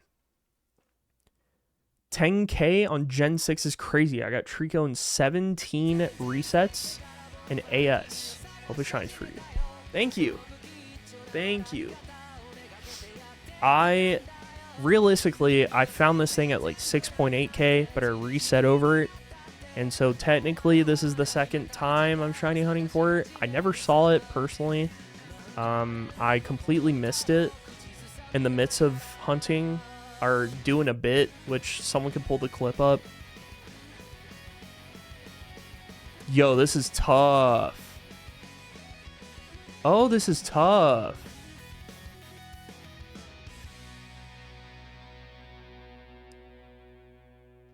Wow.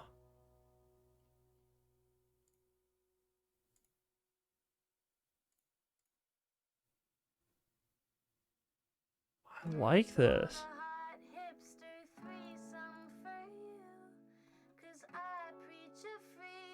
This is a really easy list for me to make, by the way.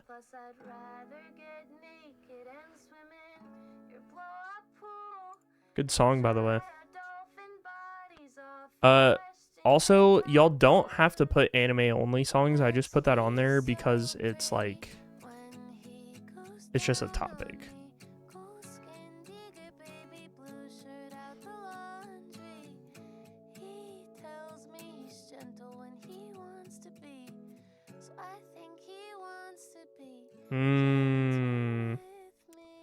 I love Type Null. I think it's the coolest shit ever. Yeah, this site's dope.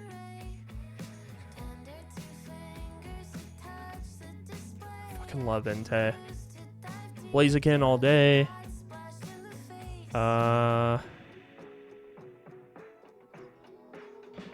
Yep. Easy. Victini, easy. This is a tough choice here. This is a lot of good mons. A lot of good mons. Can I share a link to the Pokemon Gaming doc? Yeah, for sure. Of course.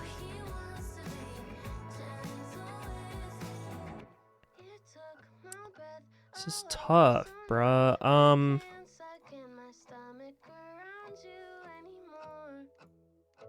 I do like a lot of weird, wacky mons. What the fuck is this? I've never seen that before. Whoa. The fuck? Is that from Sword and Shield?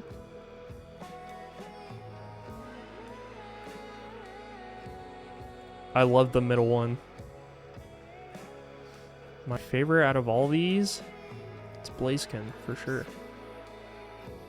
Gen 1 water type. This is also a tough list. I like all of them. I'm stuck between Blastoise and Kabutops. I'm gonna go Kabutops. Big Totodile stan, of course. Gotta go with Mudkip or I'm fake. Gen 4, Empoleon. I love me Jellicent.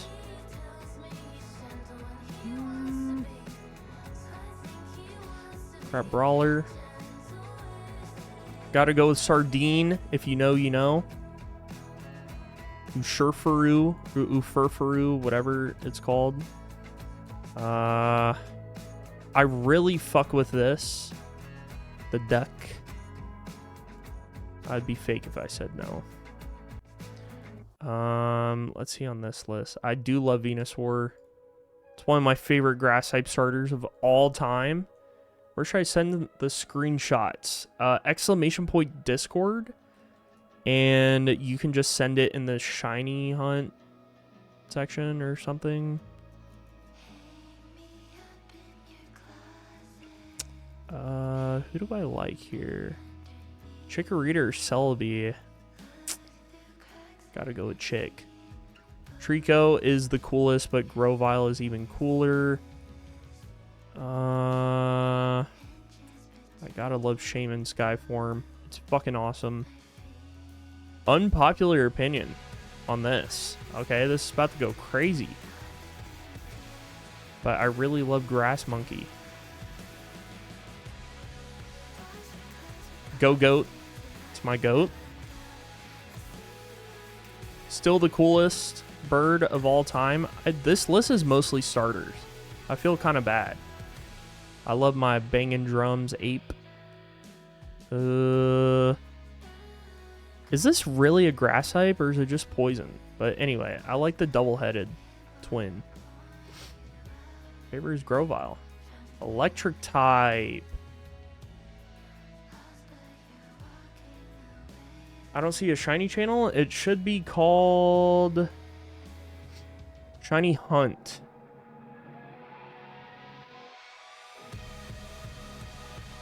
You can just drop it there.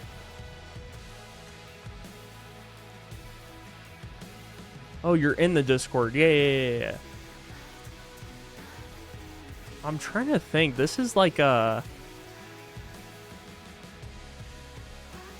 I love Ampharos, but I also like Raikou. Love Plusle. Will never replace that Pokemon. Electivire. Easy. Love my Zebra. But, oof, actually, it's a hard switch. So my choices are Megas. And all these Pikachus. Like, what the fuck? This Pokemon looks like a Digimon. It's so cool. Is this DA Pikachu? It's big as hell.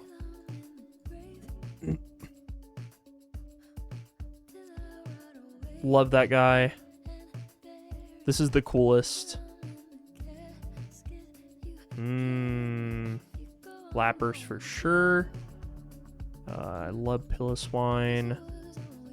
Regice. Easy. I love Obama. Shout out Obama. Ice Cream, my fave. Shout out to LRXC.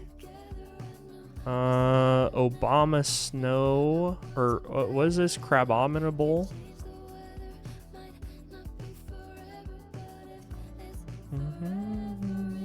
Fuck this penguin. Everything on me, I hate this penguin. It shouldn't exist. It's the dumbest thing ever. Every single time I've fought it, I've lost.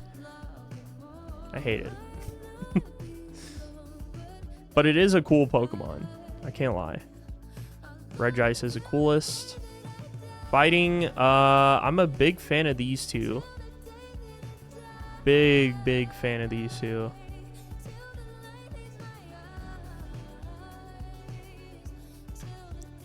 Look, Heracross is cool for usage in Heart Gold and Soul Silver and Gen 2, okay?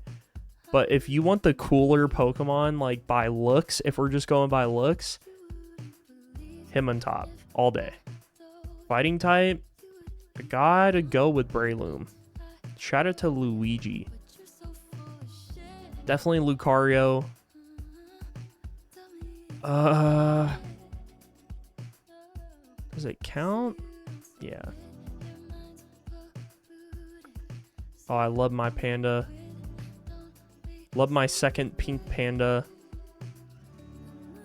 This is crazy, by the way. That looks like a fucking One Punch Man enemy. I don't know why. I love my long stick bird. Ooh.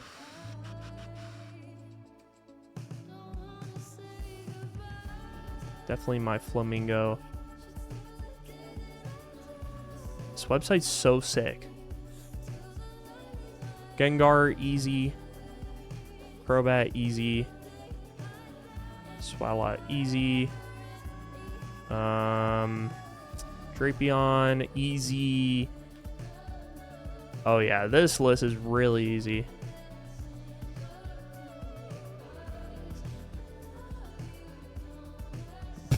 The bong wheezing is so fucking funny. Sorry, I've been ignoring chat like crazy. I love Digimon. Me too. Digimon's the best. Alolan Raichu was the only good thing to ever come out of the Pikachu evolution line. That's crazy. What about Surfing Pikachu from Pokemon Yellow? Had to have all channels enabled? Yeah. You can put it in either or. That sounds good. Probably Shiny Hunt, because I guess you're Shiny Hunting.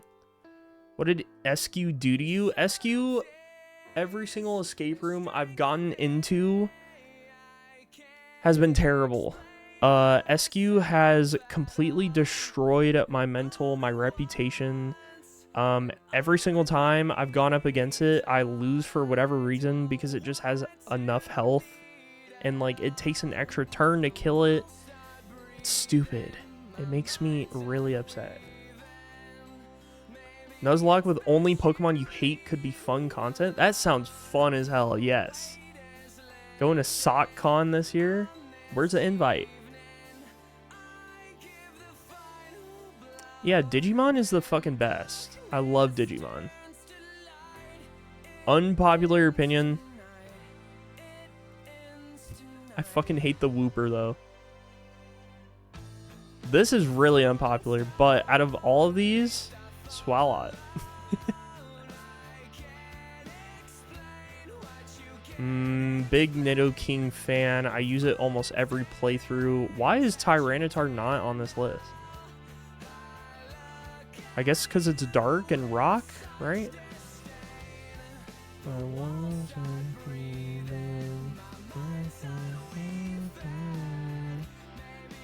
Flygon for sure. Holy.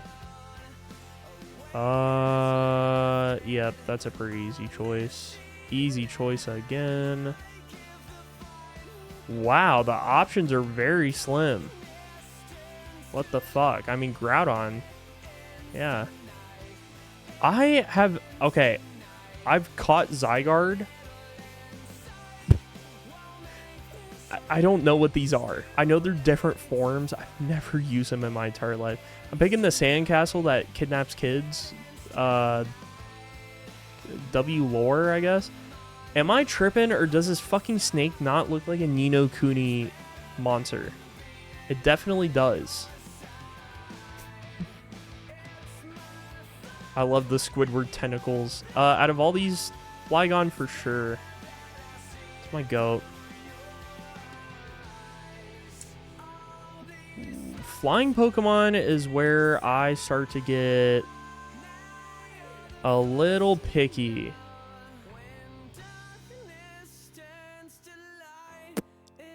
I would pick Crobat because it is a flying type, but I picked it as the poison type. I like Skarmory. I always forget it's a Gen 2 Pokemon. We're allowed to pick Shadow Lugia. Okay, yeah, if that's my fucking choice. It's not really Gen 3 to me, though. Definitely Tailo. Honchkrow for sure. Big fan of this bird. I love its color scheme. It's ridiculously beautiful. I never got to use Noivern or Noivern, whatever, but it's a cool Pokemon. I like it a lot. Wait, that's considered Gen 6? I thought it was Gen 7. Oh, wait, I'm fake as fuck. Oh, Toucannon. Toucannon. Thank you for the cues, Fib. You're literally carrying. Literally carrying. I'll check out the screenshots after I do this list, if that's cool. Skarmory's so good. I know. Zatu's sick here. Pidgeot is underrated, but Dragonite is the answer. I fear not. Mence, but Altaria is close. This portion is so tough. Really tough. Archeops is sick. I agree. Oh, that's Swellow? Same thing. Same fucking thing. The Digimon shows. I love the Digimon movies, too. They're really, really, really good. Really good. I fucking love this bird because of the meme, but also because it's eating Pikachu. Dios, Dios, Dios, Dios. That's what I'm saying. I need a spam of Dios. It's my fucking goat. Why do I not really know any of these birds? And why is this Hydreigon looking like it's sweating bullets? Damn. Baby bird carrying a bird, I guess is cool. Out of all these, definitely Skarmory. Huge Skarmory stan. Psychic type, this is really easy for me. Really, really easy. Beware's walking out the door with your bags.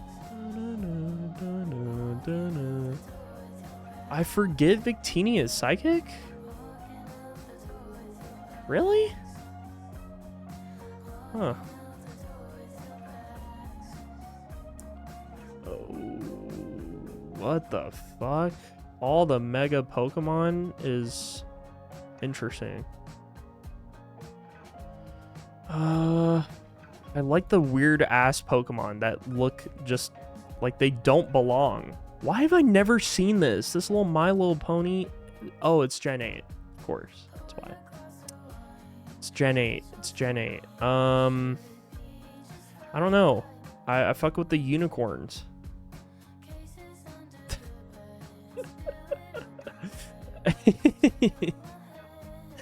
Yeah, I love the Girafarig. Out of all these, my heart is between Alakazam and Gardevoir. It's a pretty tough choice. Probably Alakazam. Bug type, underrated. Underrated. I love bug type Pokemon.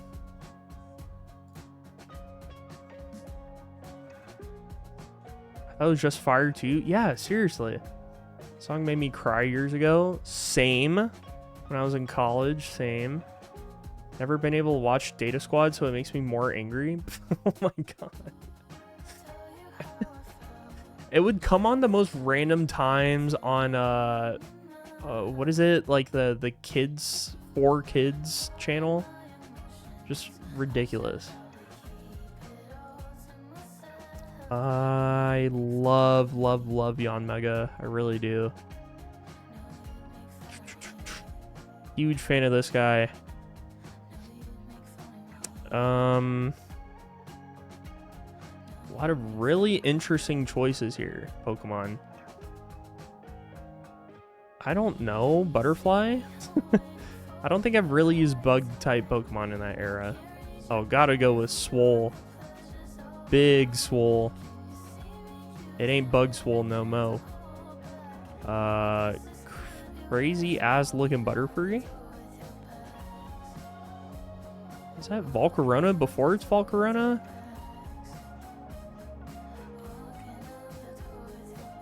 I'm such a Gen 1 baby. Like, I love everything about Gen 1.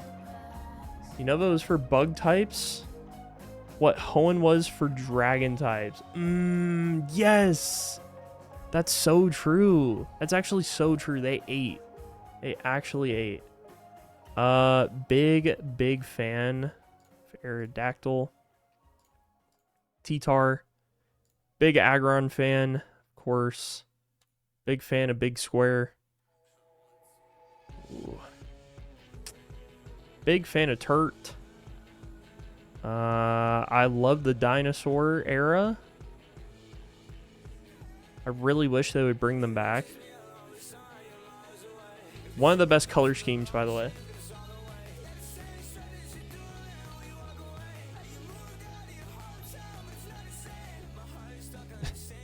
NaCl. NaCl. I have no choices. Gengar again. Can I change my choice here since this is poison purely? For purely poison, and I'm a big Weezing fan. Okay, no choice. Shed Ninja all day. I love Drifloon. Definitely Chandelure. Ooh, these are some tough choices. I like them.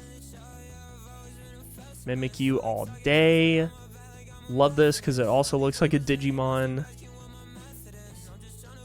So does this one. Big Shedinja. I'm not gonna lie, Salamence is really cool, but I love Bagon. Bagon? Big Dialga fan, of course. I'm a big Zekrom stan. Big fan of them. Oh. Wow, these choices are fucking great. Gotta go with Appleton. Or Applin.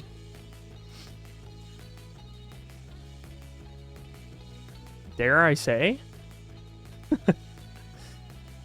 Definitely Dialga. All day. They put Missing No in here? And the Ghost? Is that even fair? Dark type? I guess it technically doesn't count. I don't know. The Ghost? Flying through this myself? Yeah, I like flying through it. It's actually fun. Like, these are just easy choices. Big Umbreon fan, Mightyena fan, easy Spiritomb or Darkrai. Darkrai is just cooler. It's just cooler. Yveltal, easily. I know it's kind of a cop-out, but what can I say? I love Dark Meowth.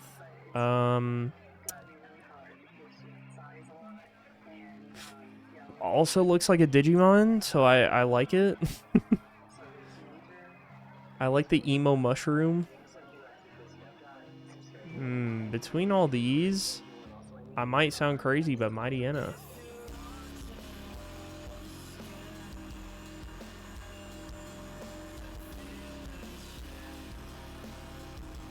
Wait a second. Oh, I'd like to make my change. I got to. I've got to. I feel like Magnezone was one of the coolest introduced steel and electric types in Gen 4, and it's become such a staple since then. Big fan of Ferrothorn.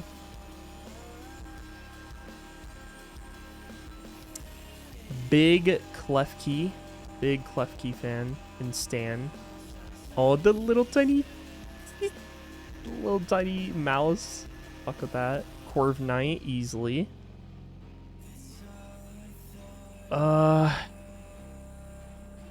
Tinkaton. All of them. Gotta go with Metagross. Oh my god. Oh my god. The Wigglytuff meme. It lives. It lives really hard.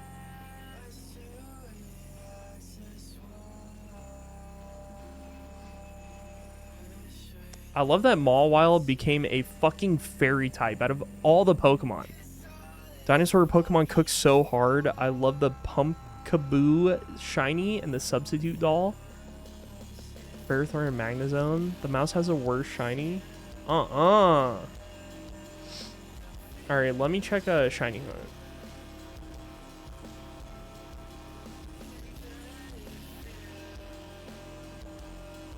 Pokemon 2025. Wow. All in 2025. Oh. Damn. Damn. You have found a lot of Pokemon. Yeah, a lot of Pokemon. Damn.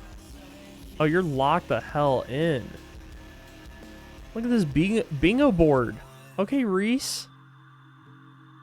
I love the BDSP Giratina and the Diamond and Pearl Manaphy. I gotta respect it.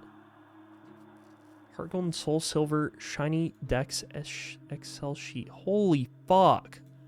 I look like... This looks like a goddamn like post-game stat report sheet for basketball or some shit, or baseball.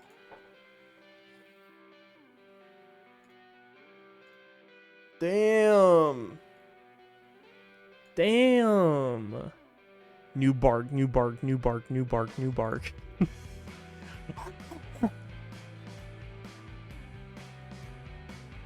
Oh yeah, this is nutty. This is nutty. Hey, hey, hey, I like this. I like what I'm seeing right here a lot. I like what I'm seeing. It's pretty ambitious.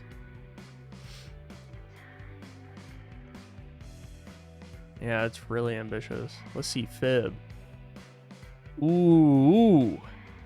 The Furfuru, that's hilarious. Shiny Genesect? How'd you get this, by the way?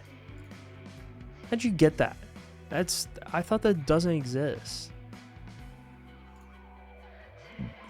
Isn't it shiny locked or something? I could have sworn. Maybe not.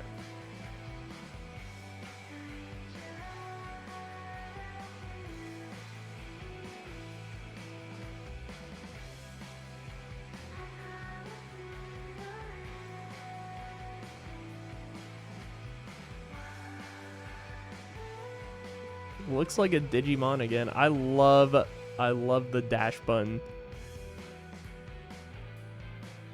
Definitely Mawile. Oh, favorite Gen 1 starter. I really do use Squirtle a lot. I really do. Totodile for sure. Mudkip for sure. Big Piplup fan. Big Snivy. Big Tree Guy again. Big Bird.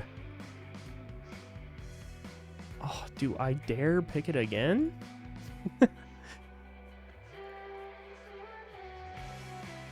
Gimmick form. Okay, this is where you lose me.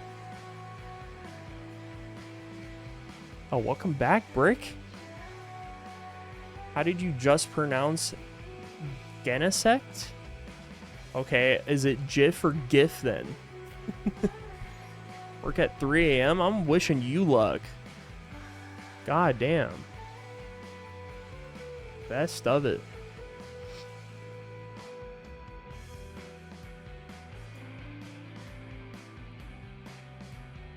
That's what I started making. Damn. Wow, you got the stats and everything, huh? Held items.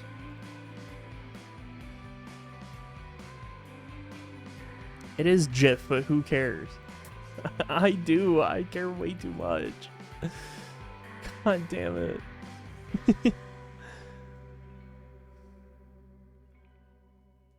Grookey gang, Grookey gang, Grookey gang, Grookey gang. Okay, I'm just gonna pick these solely based off of design. Like a fucking tree on... Okay.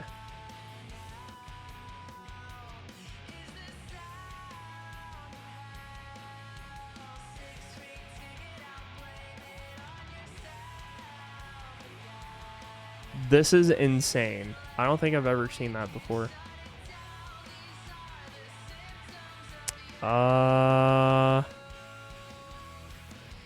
Definitely Rayquaza. It's so cool.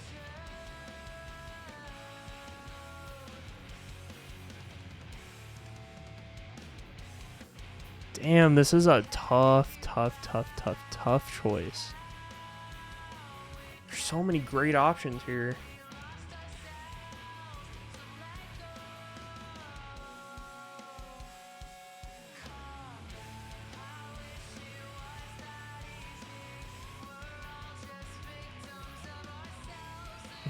I just like that it's so ridiculous.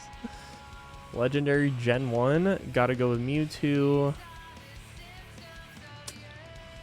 Gotta go with Suicune. Rayquaza. Giratina Origin Form. I really like Kyurem.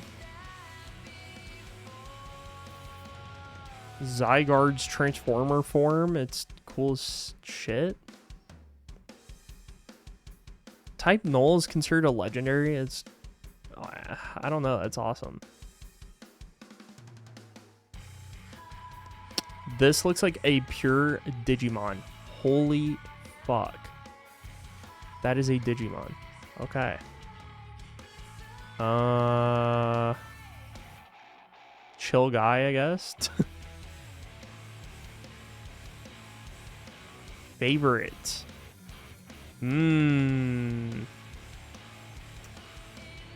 Gen 1 favorite? Why would y'all do this to me? Fuck. Charizard?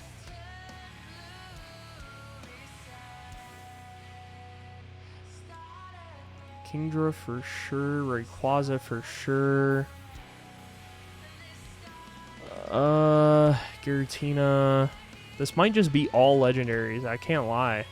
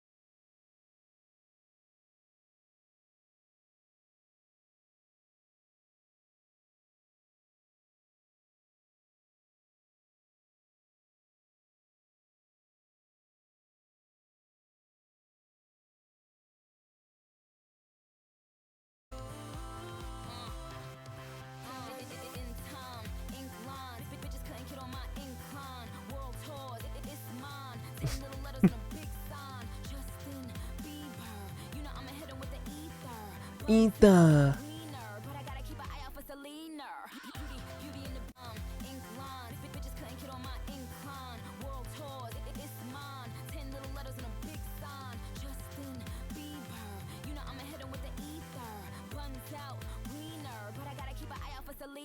Wait, does she say wiener?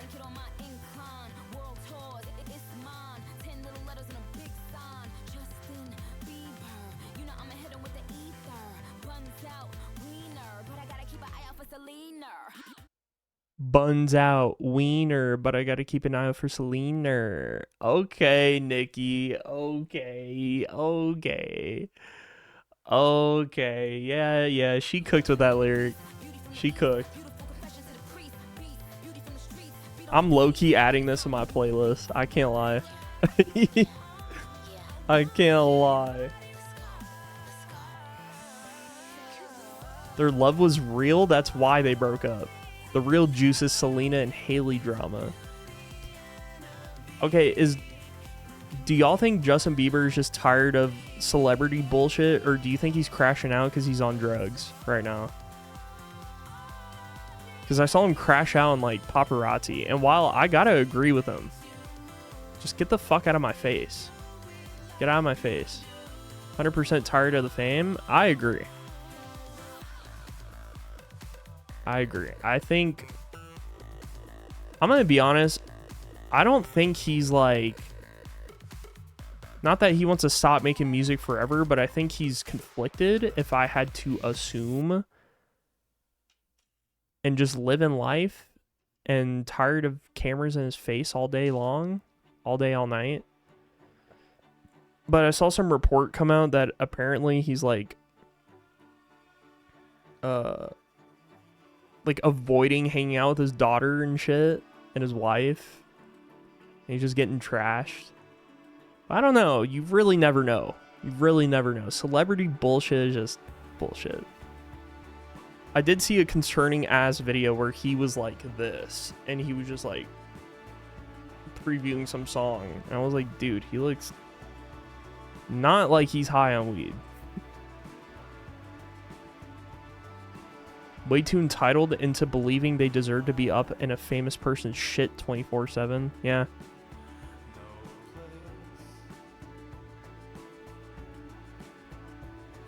Part of the crash out has to do with Diddy and all that. I wonder if he got summoned to court to speak on his own behalf so that they could further investigate it. Like, I really am curious to know. Because he's got some crazy shit going on. And I mean, look, everyone has a note, right? Like, there's been pictures and videos of him. I think when he first got signed on, that was like the big thing. It's like, wow, he's like under him and blah blah blah. And there's some really cryptic videos that came out. But yeah, I definitely think he's just been famous for so long, his entire life. It's probably destroying him. I don't understand how they didn't stop after 2000, 2010 with all that horrible shit with Britney Spears, Amy Winehouse being followed. Yeah. Oh yeah, for sure. For sure. It's like, I just don't get it. I really don't. Like, it's so predatory. It's so predatory. They just want to know every nook and cranny about this person, and like, if they could wipe their own ass for an interview, they would.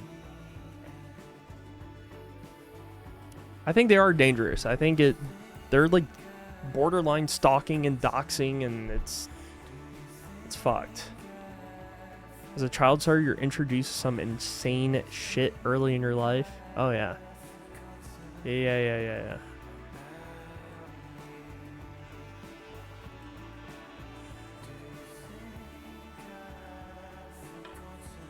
Thing I'll never understand about celebs crashing out is that why don't they just go live in the middle of nowhere like they have the money for it? I think it's because of probably like contracts that they have and stuff, you know? Like they do kind of sign their life away, and I'm sure it's also, it's a weird thing, right? Like if they get away from it, they're alone. And if they're alone, they basically only have their family, and if they're not close to their family, then they probably can't hang out with anyone. I also would agree. I think it's probably an addiction too. It's probably some kind of dopamine high of like number go up. People love me. I love when people see me at shows, but I don't like when they see me in public. And you got to fight with that. You know, it's just what comes with it. It really is. I do agree. I think child stars get fucked up the most. I don't think anyone under the age of, I would honestly argue like 20 should not be famous. 21 is like still young, but just having access to that amount of money being really young is terrifying. It's scary. It's so scary. I would even say young streamers now, you could even argue that like they should not have access to this type of money, but they do, and it's kind of sad in a way. Like, I don't know if y'all know of the name, right? But there's like Kai Cenat, and under Kai Cenat is this kid named Rakai, and he's like kind of like Kai's little brother, but he's not his actual little brother. And he is like this 17-year-old, 16-year-old kid who got famous from Kai. Just being like himself and being really obnoxious or whatever. And he got famous and he has a lot of money and he almost dropped out of high school. He like barely passed. It's like the Rizzler. Well, I think the difference with the Rizzler though is that he at least has his parents like bird watching him, and they also give him the opportunity to live a really cool life. Like I've seen videos of like his bedroom, and he has like the Avengers bedroom. He plays Fortnite. He hangs out with his like Big Boom kids friends, and like he goes to football games, basketball games. Like it's cool, honestly. I think he has like somehow a healthy balance, but I think it's mostly due to his parents. Because he's not related to the Bring the Boom kids. Which I don't know if people know that lore. If I was rich, I'd go to Monaco. I don't know. I would just live a pretty simple life, I think. I'd keep living the same life I do, except I just wouldn't go to a 9 to 5. I'd stream all day. And I'd probably just try to help out as many people as possible. Be like, hey, do you want to help me out and like make art for me the rest of your life? All you have to do is make art and just like do it on stream. You can do it for other people. If you make extra money, that's cool. But like, I want to put you on shit like that. Like, I feel like the meaning of life would be to be so creative. Child stars don't know how to establish boundaries, which can be dangerous. Oh, fuck yeah. Fuck yeah. It's like a JoJo Siwa. Or Siwa? Yeah. Like, she has gotta be trashed. Mentally. Aside from anything she's dealing with as an adult, like, she's gotta be just wrecked. Booking.com ad just popped up, but the B got cut off, so I thought it said fucking.com. If you ever see some crazy shit like that, please screenshot it. I'm trying to see it.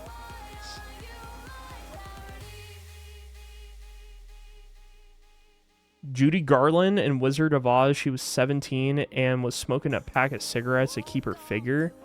They were doing some crazy shit back in the day. You know that they used to sell Coke at like your local Walgreens as a fucking instead of ibuprofen, or if you had the flu, they'd be like, "Oh, just get your what do you call it? I don't know. What's like a medical name for it?" And they'd be like, "Yeah, or here's some speed. Oh, you're feeling really down and sad. Here's some speed. Take this. This will make you feel better." It doesn't, by the way. Spoiler alert. Post your favorites list and somewhere in the Discord server. I want to go through them. More rich people need pet artists. Okay. I figured in the middle of me talking about that, it sounded like it's like hiring someone as like a pet. It's weird, okay? That's not what I was going for. I was literally trying to be like, oh, I don't know, like I would just put everyone on, I think that's what I'm getting at. Like, oh, do you have any ventures you want to do? Here you go do it, make everyone proud. All the ads I get are Kaneki shelves. Well, you know, they are catered to your search history, so for whatever reason I got a shark myconite ad last night. Just so weird. Shows like dance moms and toddlers and tiaras are straight up torture. That is so fucked. You want to talk about a fucked up show? Those moms are fucking insane. The Dance Mom show is insane. The owner of that show needs to seek help. Does not need to go on there. But honestly, the drama is really good. I feel bad for the kids mostly.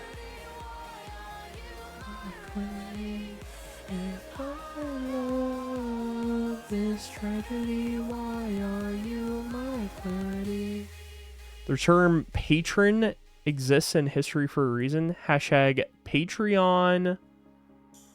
Shout out to Patreon. Yes, I got the Sasuke shirt on. It's actually the Itachi shirt. This is Itachi when he does the thing and he's like, and it slides down his fucking face and he dies. He just like falls back and dies.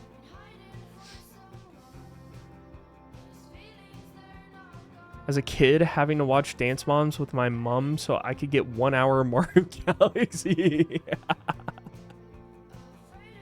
You know, it's so funny. I can relate to that because I used to have to watch American Idol with my fucking mom so I could play Pokemon Diamond while she watched it. It was so funny. She just didn't want to watch it alone.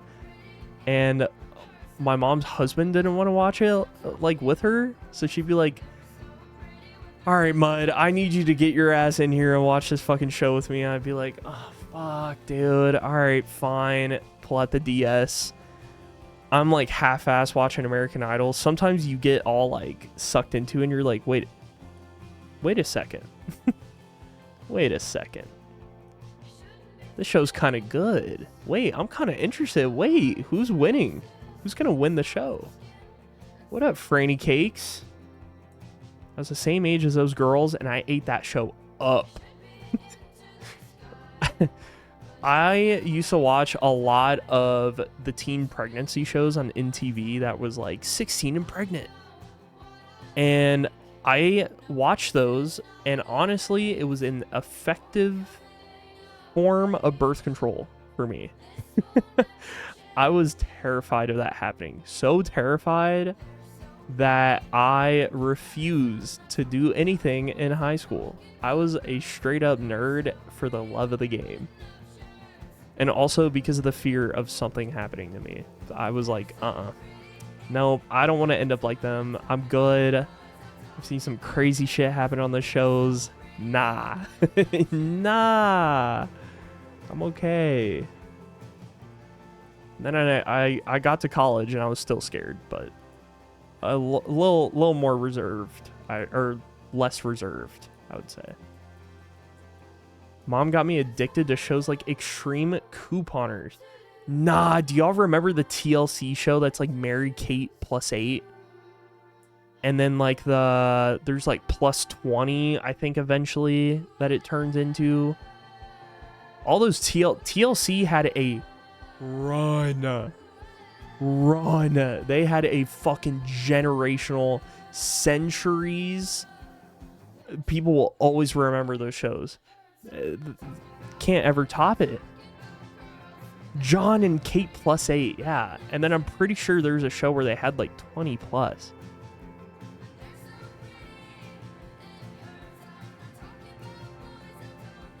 I love Girl in Red, but I'm not a lesbian. Okay. You can still... Nah, I'm putting that up. Hell yeah, you can call me one. Fuck it. Fuck it. You can call me whatever you want. Intervention? Oh, shit. My strange addiction? Tell you what, my strange addiction goes hard. I'm also positive that TLC still runs TV, and I think they're like the only television company I think that actually has decent shows out there today. Like, highly decent. Like, if I were to watch any TV shows, I would turn on TLC. The One Guy 42069. Holy hell. Mythical pull of a name. Thank you for the follow. CSI with my mom. Las Vegas, Miami, New York. Shouldn't watch that stuff at age 7. See, I think that, and I played a lot of, like, fucking games like Rainbow Six, SOCOM, Time Crisis. I don't know, all the above. And, like, Call of Duty. Probably shouldn't be playing that at that age. But part of me feels like it taught me a lot of things in a weird way. Like, I obviously knew it was bad not to do those. You know, it was bad to do those things. And it was like, I was going to get in big trouble if it happened. It was like a good learning lesson. But also, now that I think about it, I'm like, I don't think I would ever let a kid do that. Ever. That sounds nuts. Paranoid of serial killers for a while. I also was when I found out about the rabbit hole Jeffrey Dahmer and like there's this one movie that came out. It's one movie. Okay, it has the guy Hugh Jackman from Wolverine. And then it also has Jake Gyllenhaal, and he plays a cop. And it's about the story of this kid who gets kidnapped, like in front of this house.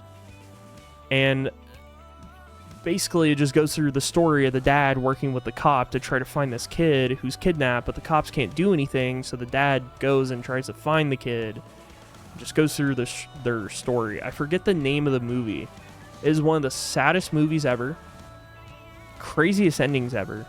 And that movie fucked me up for a very long time, that I was terrified of being kidnapped. And I was terrified of being a fucking parent, too. Of being like, damn. Can you imagine? Can you imagine at Thanksgiving your kid is kidnapped? What the fuck? Or it's like Christmas or something? Mud, have you seen the new Daredevil? No, but I've seen the original, and I fucking love that movie. His glasses were so cool. They're dope. They remind me of Chuggatree's sunglasses.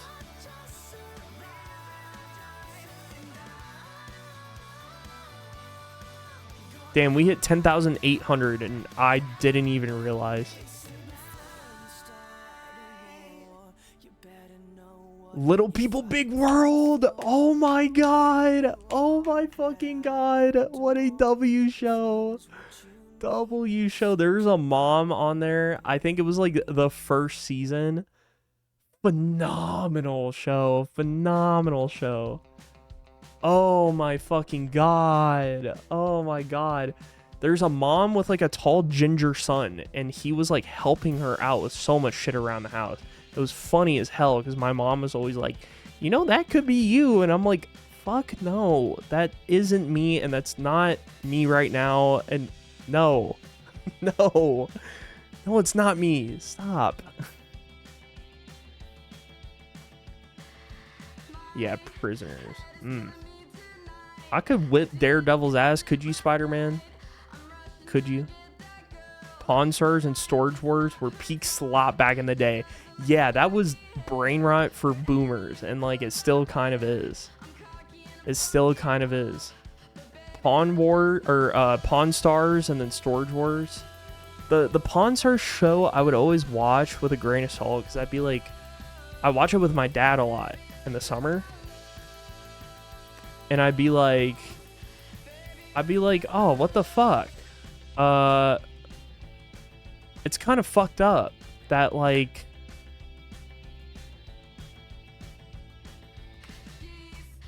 I don't know, that like Okay, I just lost my train of thought because you said, hey, Mud, you reset over a shiny. I fucking didn't, and don't do this.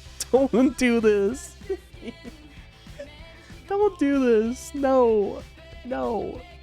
I did it. I did it. I just lost my train of thought because I got anxious as hell.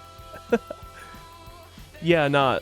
Pawn Stars used to just... People used to come in and be like, hey, this is like my grandpa's long-lost rifle from 1912. I was just curious if I could get some good cash out of this. And then the owner, Rick, would be like, yeah, let me go ahead and get my specialist. Specialist comes over, looks at the gun, and is like, yeah, this is in great condition, almost perfect. This is definitely real. I'm looking at the label here. You can tell it's real. It's registered.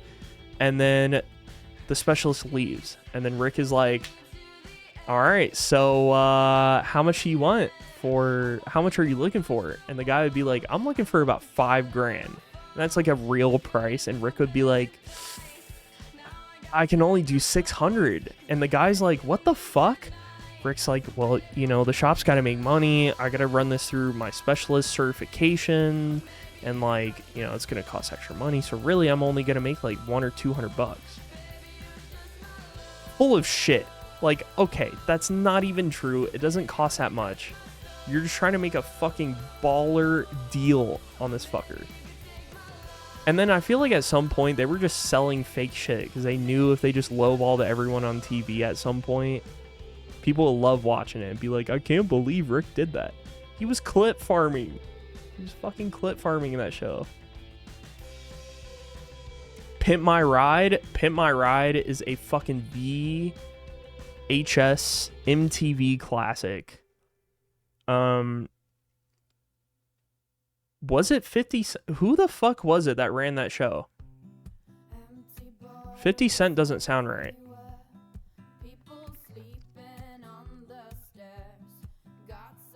Exhibit? Okay.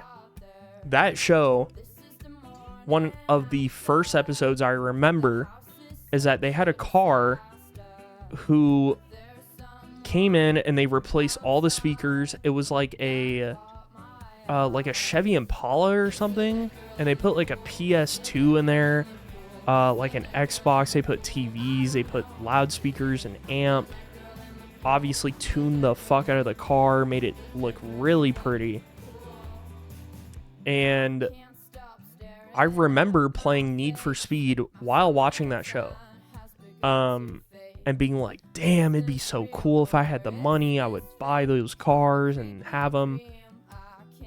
And then come to find out, these people who would get these cars on the show, I think they had to pay such a crazy amount of tax or like insurance or something on it that they actually couldn't afford it. I can't remember what it was. Bro, I have like a piece of chicken. There it is. I had a piece of food that was like stuck between my teeth and it felt like a hair. But yeah, Pimp My Ride was really cool. The concept was dope. All the cars were cool. And, you know, I just remember being like, oh, these look like Need for Speed cars. These look like Need for Speed Underground Fast and Furious 2 cars. Like cinema. Absolute cinema. No, Exhibit was a goat, though. The show was just so interesting. That definitely popped off the idea of, like, cool car shops getting a TV show. Unaffordable things that you'll never touch in your life.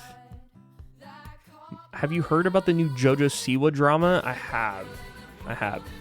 For anyone who doesn't know, there's an old actor, I forget his name, but he's had a lot of plastic surgery done because I guess he got in a lot of fights or did boxing at one point in his career. And he's basically super homophobic, super racist, all this stuff. Got on the show, and it's kind of like Big Brother. Maybe it is Big Brother, and they're all in this house together. JoJo Siwa is not straight. And basically told her he would like force her into some activities later that night is the best way to put it. And she was like kind of caught off guard being really nice because she didn't want to escalate the situation. And there were a few guys that stepped in. They were like, bro, you can't say that. What the fuck? Like, you can't say that. And he was just like, oh, it was just a joke. And they were like, well, you can't joke like that. It's not a joke. It's not something you joke about. And so the fucking directors apparently called him off the set and like took him in the back and talked to him and was like, hey, can't do that.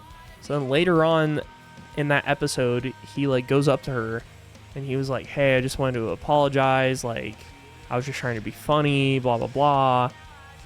And she was like, well, yeah, it's not funny, but like, I appreciate your apology. And they hugged and that was it. And then like after that episode aired, I guess they saw a lot of backlash from it and they fucking kicked him off, of course, as they should. So now he's not on the show, and JoJo Siwa was like crying.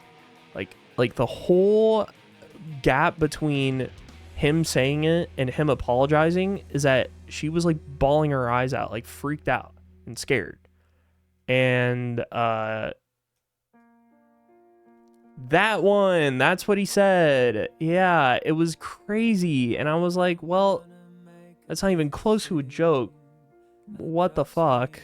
Bad sense of humor. When people don't know what to joke about, or they just are the most unfunny person possible, the two routes they go is they say something really brutally, like totally uncalled for and unfunny. That's just like, that's not a joke, but they call it a joke because that's all they know, and they're like so fucking terrible. Or the other route they go is that they just say really cringy internet humor, like, nah, troll face, like Sans.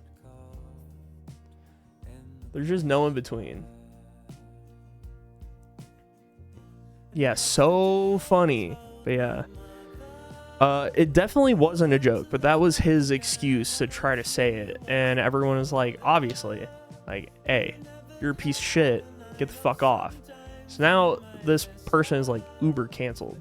But I was going to lead into this fib, you're definitely right, by also saying that she was like sleeping in the same bed. I don't know what... I mean, I don't know her sexuality, his sexuality, but they both were like in the same bed, and he was like scratching her back with her, like scratching her like with her shirt up or something. And I was like,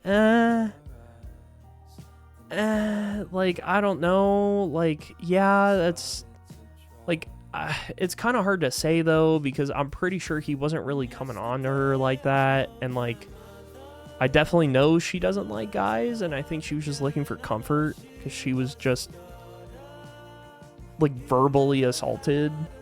So I don't know.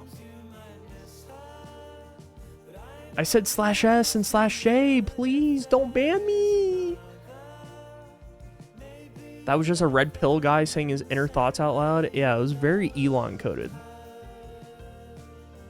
Why does everyone go down the fucking red pill rabbit hole when they don't have anything to contribute to society?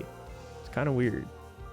People make weird ass jokes and then blame it on being a joke, and then they victimize themselves. It annoys me.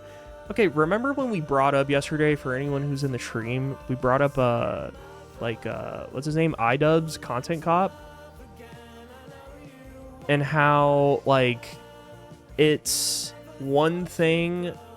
I don't see the problem with people changing, you know, because he has said some pretty explicitly crazy shit, but it's also kind of weird that people are like, no, he's cringe now, I hate him.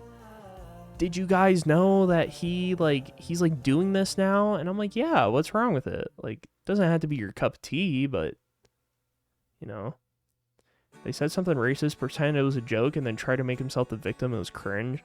That's an insta ban. The instant they say something like that is like it's just like an instant ban. There's no timing out.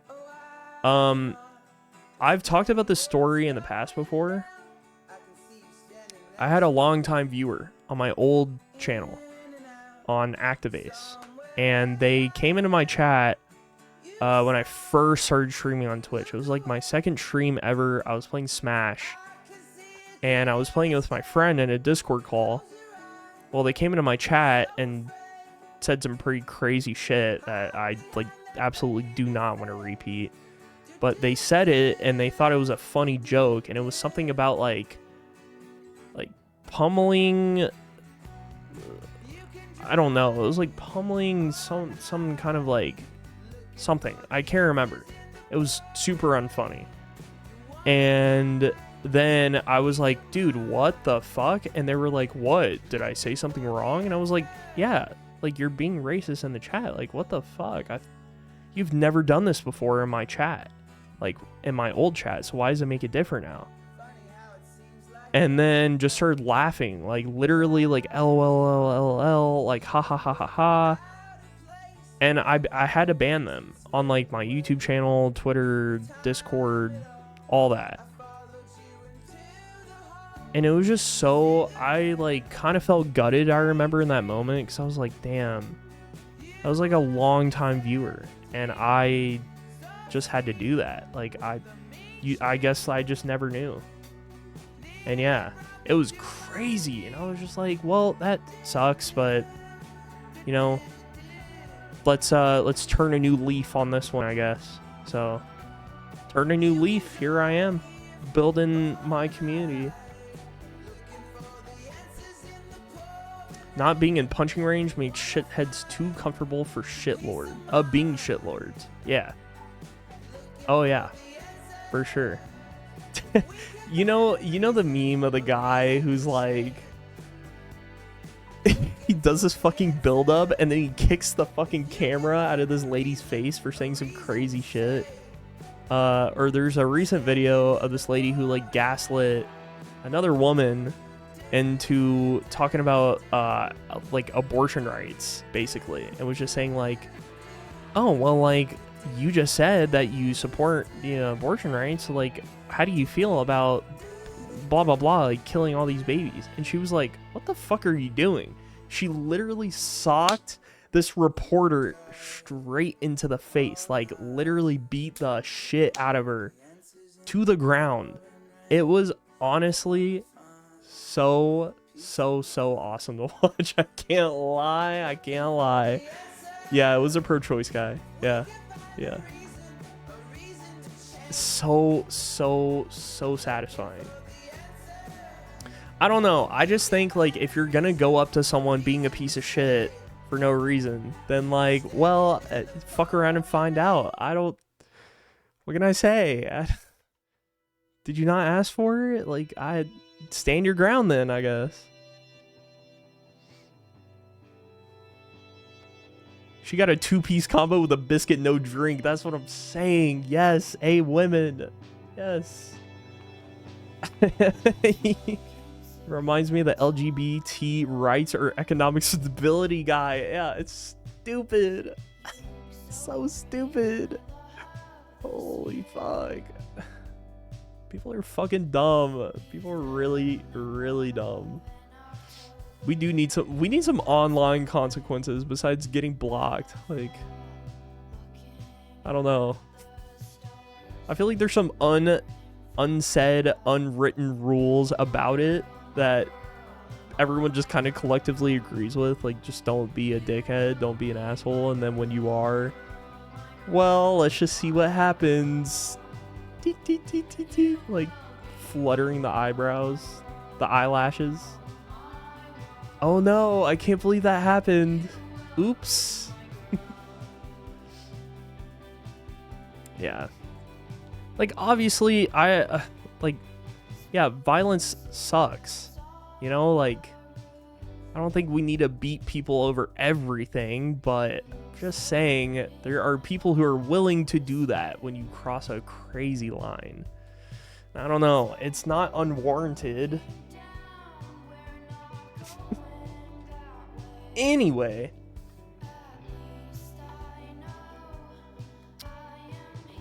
Sometimes you do need your ass beat. Yeah.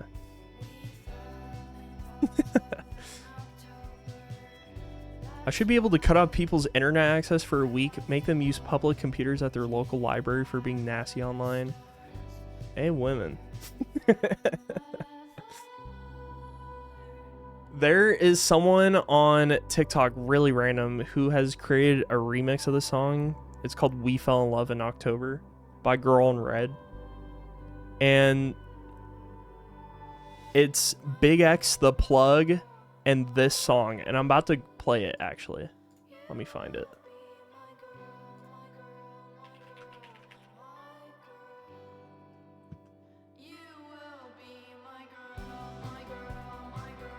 All right. So y'all hear it, right? And then I'm going to play this. I think this is it. Nope, that's not it.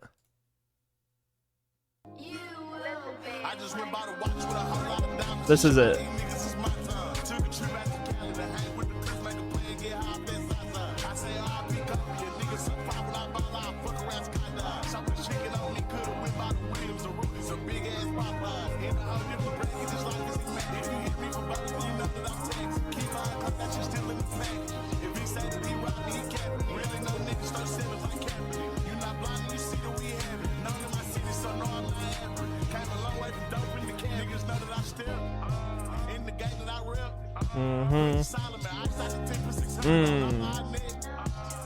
Mm-hmm.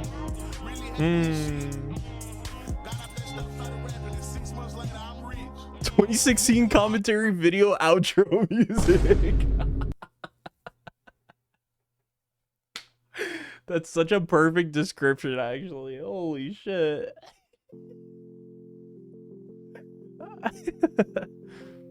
Oh, better moderation, deplatforming is the solution. Certain lines you don't cross, you deserve to be isolated if you do. Yeah. Oh, yeah. 100%.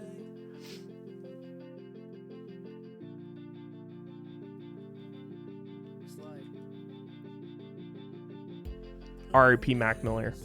I ordered a balloonerism hat. From Mac Miller's website because they just restocked it recently, and I wanted to get it when it first dropped. But it's on the way. It's on the way. Hopefully soon. Strawberry Pocky goes insane. I love the Oreo Pocky, the chocolate, strawberry. Yeah, pretty much all of them except maybe vanilla. I love Mad Miller. Me too. Me too. I love when he's mad. Man, I just gotta say, it's probably not fully Ariana Grande's fault or whatever, but I have to say, I think it's a little ignorant to say that she didn't do anything at all. I think she was definitely a big part of the reason what may have maybe led up to the events. I might be a conspiracy theorist. I also might be really biased because I fucking hate her for that, but I just think that if she didn't cheat on him, did she cheat? I don't know. I just remember, like, I'm pretty sure they broke up, and then she, like, immediately was like, yo, I'm gonna marry Pete Davidson. That was crazy. Straight up eating shredded Parmesan cheese right now as a snack. I just know that bedroom is about to smell crazy. Crazy. I don't want to be in there. I don't want to be in there. Artists shouldn't be allowed to die. Like, how dare they not make music anymore? Part of me agrees, but part of me also thinks that there is a time that people need to stop making music and let new legacies thrive. I think. Have you seen the drug dealer from Euphoria? He looks like Mac Miller. Yeah, and he also, like, unfortunately passed away. Really sad. Really fucking sad. Yeah, he died from an OD, actually.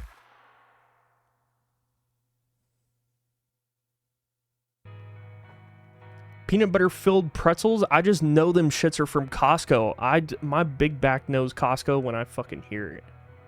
On frame one.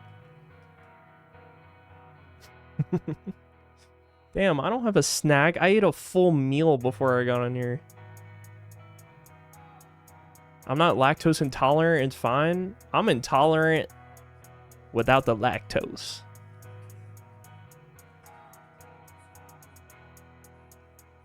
Pete Davidson proving us ugly dudes can make it. Are you talking about me? Is that a diss? Wait. Hold on. Wait. Me?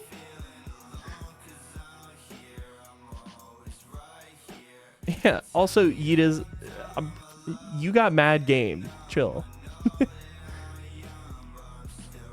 Angus Cloud. May he rest. May they all. Peanut butter is such a W. Hell yeah. Any creamers or crunchers in the chat?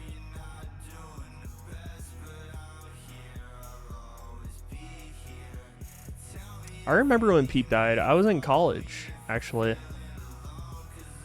It's crazy. My best friend in college, his mom happened to be at a breakfast spot that he showed up to with like his crew, and she ate dinner with him and just had like a regular ass conversation, and then was like, hey, can you take a picture like for my son, he's a big fan, and then took a picture. I will ask him one day for him to send me that picture. It was really, really, really cool. Really cool. This was in Texas, by the way. Ew, I can't eat peanut butter. Well, that doesn't make it disgusting. You can like peanut butter and not eat it. Come on.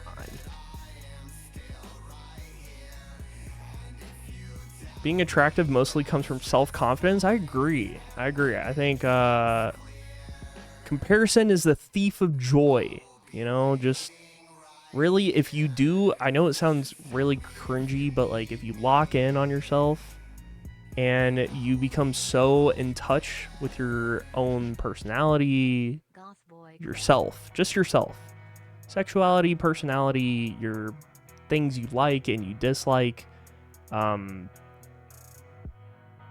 you'll attract people who are similar in taste.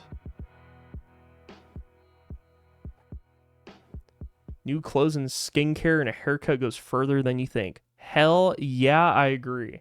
Hell yeah. My hair was really long, and when it was like the dream length long, I kind of felt like something was missing every day, and I was like, I just don't like how I look, really. And then I cut my hair, and I was like, that's better. And I've also been eating really healthy. I've also been working out a ton. I don't work out probably as much as I need to or want to, but I also do this a lot, and that costs me a lot of time. But I'm trying to get better about making time for shit. You know, I'm trying to get over I don't have time, and I'm just making time. I'm making time for friends. I'm making time for people, for events, for planning stuff, for making videos, making stream, all that. Yeah, comparison is truly the thief of joy, and if you can get over comparison, whether that is in aspects of streaming, gaming, confidence, looks, I think you should try to work on it. That should be everyone's goal. Really anxious person got told the other day that I have confident aura, and I was shocked by that. Well, to be fair, a lot of people don't really notice it, you know, unless you express that feeling. Or maybe people can see it on your face, you know? You might be good at hiding it. I'm a very anxious person. Not when I go live anymore, but if I don't stream for a while and I come back, I get really anxious as shit before I start. And it's a weird feeling to get over. But once you're about, like, maybe it happens still, not as frequently as it used to. I used to get anxious the first, like, hour of stream, but now it's, like, the first 10 minutes, maybe. maybe less. I've also just been really in tune with streaming lately, so it's kind of different, but same thing with working out. I used to fucking hate going to the gym because I was like, damn, I look like a fool. But the more you go, the more you look like you're doing something that you know, right? And then people are like, oh, he knows, like they know what they're doing. Okay. Wow, that's really cool. I wish I could be like them. Cycle continues. Work merch tables at punk shows and it's going fantastic. That sounds fun. That sounds so fun. I've always wanted to sell my own merch. That is like a lifelong goal of mine. One day that I want to do. I want to be able to sell merch. Like whether it's from streaming, not streaming. I've done it before. I did a test run. I sold 52 hoodies. No, I sold 50 because 2 of them were tests. One for me and then like one for someone else. Mud merch would go so hard. It would. So I actually have one leftover hoodie from the Activate days.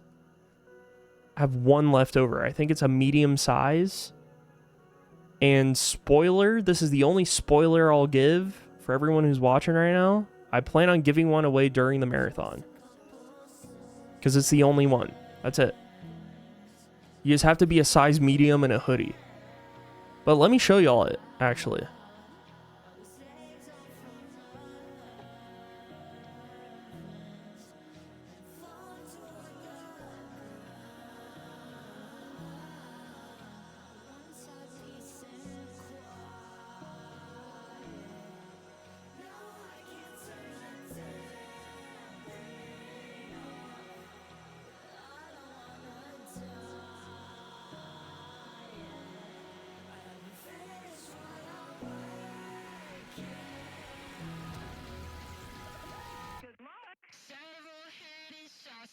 I can't find it. I don't...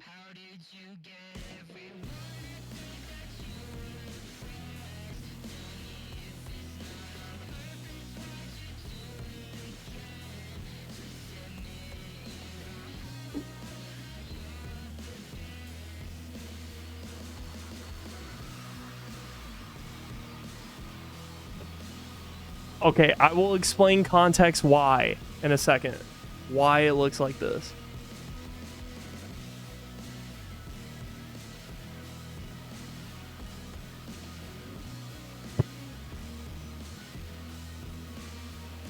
So why is there a red arm?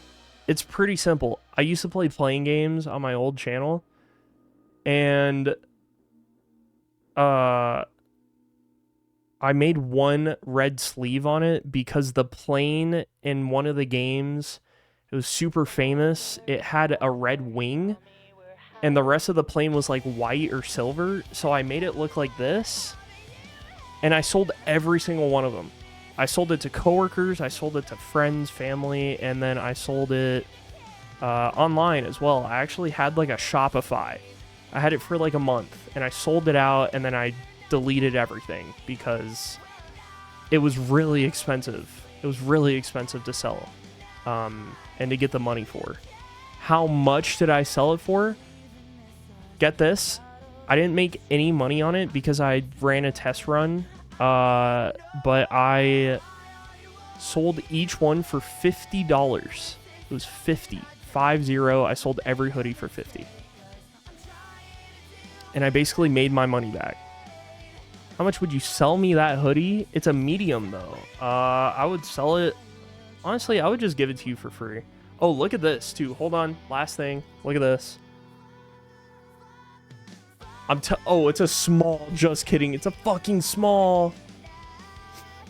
It's a small. Did you not even break even? It costed $2,000 to make the hoodies. I sold each one for $50 with shipping costs. Basically, the extra $500 went to shipping costs a little bit, maybe a little less because I didn't have to ship none. And then I had I had to open each. Well, I had to open like an LLC to sell these, and that costed money. And basically, altogether, I broke even because opening up an LLC costs money, and then you have to pay taxes on your shit. And I had to pay a lot of fees and go downtown and like get that done, and that costed money, and it was just bad. It was really bad. But I tell you what, I don't know. I think it'd be fun to give this away. Someone to have, maybe, even if you never wear it. It's a piece of lore, and it's just sitting in my closet doing nothing. It's like been sitting in this. So, anyway, I think I know how to make dope merch. I just, it's just expensive to do, and I don't think I'm like there yet at all. But I think it'd be dope, right? Like maybe let's get beanie. I honestly have like different ideas for stuff that I could do. I love the asymmetrical designs. Me too. Me too. I did clothes design in college. If you ever want to do merch again, hell yeah. Hell yeah. I'm sure there's maybe like there could be a market, like a very small market, to make designs and stuff. I just don't know how much it costs now, especially with everything, but yeah.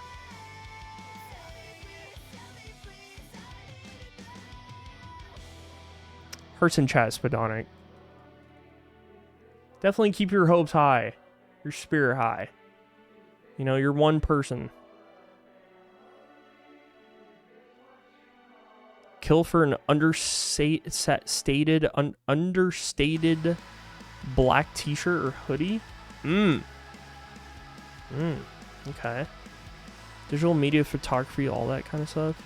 I feel like the biggest thing I struggled with when I made these hoodies, and I made it because I knew with such a niche market, a niche audience, that I knew I could sell them.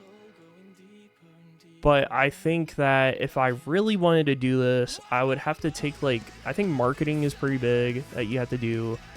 And you got to know your audience, too. You really do. Like, who are you? What's the pool of people you're trying to sell to?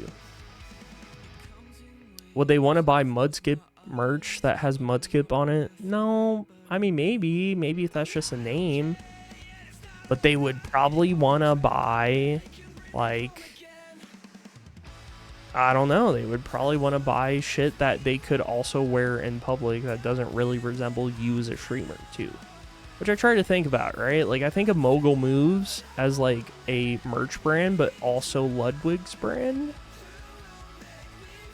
Might be able to fit that shit on my feet. How far down do you think that would get down Yuke's? I don't know. Never mind. Never mind.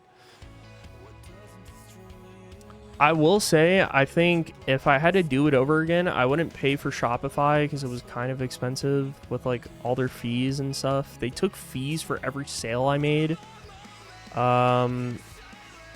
I think in the future, I'd probably just open up my own thing, try it out with like a few designs, as long as I don't get sued for them, and just see what happens.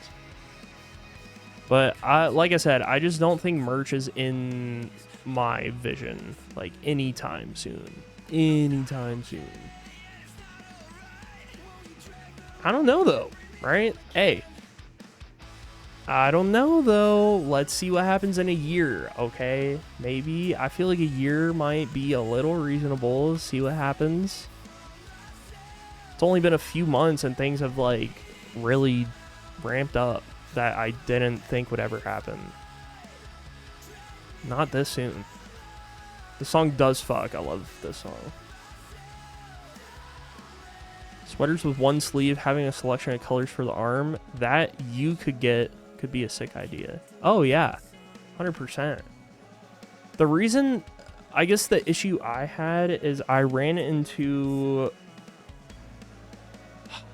like, finding a manufacturer who makes quality shit, like quality hoodies or quality merch, is really scary. Because you have to get test samples, you have to make sure they fit well, you gotta make sure a lot of different things, and then like, I don't want to go through a big name like Teespring, who just like mass produces t-shirts, because they suck. And then you gotta think of like, they have to ship a giant load of hoodies to you, and then, you know, it's like, it's a long list of things. Yeah, this is all fib. All fib, and then there's a long list of Brick songs too. You sent me an idea? I'm gonna look at it, Cat. I don't know where you sent it, but I'll be on the lookout. If you want to get back into merch stuff, talk to Juniper Creates, because they do a lot of stuff with partnering with streamers for merch stuff. Okay. Could you put... This might be crazy, but could you put this in the Remind Mud section of the Discord? That would, like, literally, that would help me out tenfold. Tenfold, that would help me out. I don't know. Is there really a margin that you have to wait to make merch for? Like, I feel like there just comes a point where people, you have to be like a certain section.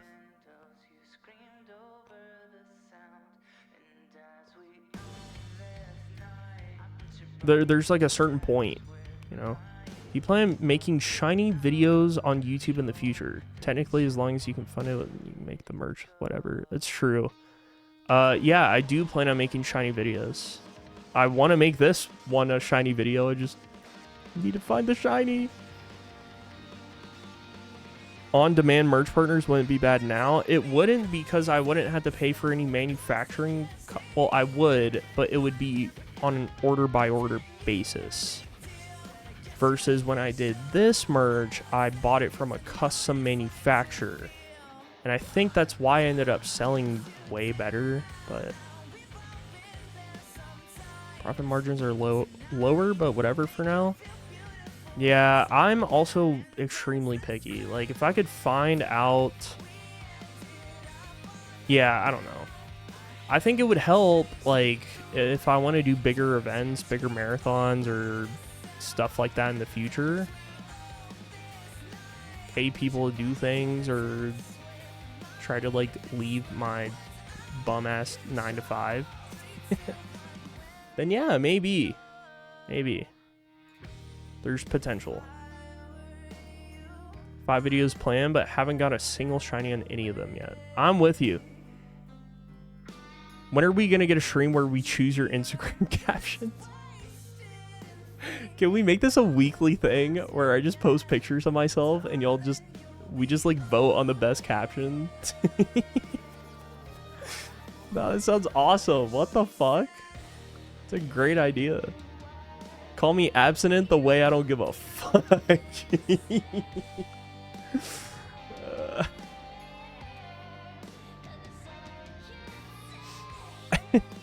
Call me celibate the way that I check the weather app. I don't know. Maybe we can work on that one. That one needs a little bit of construction still. Just evolved Ninkata, but it didn't give me a Shed Ninja. Fuck. You didn't have a space in your party. That's why. No. Oh, you gotta grind again. You did? Okay, you have to have 2. So it's 1 for Ninkata. Well, no. 1 should be for Ninkata's evolution in Ninjask, and then there should be 1 for Shed Ninja. That too. If Treecko takes a while, you can turn this hunt into a video where you show funny moments and segments.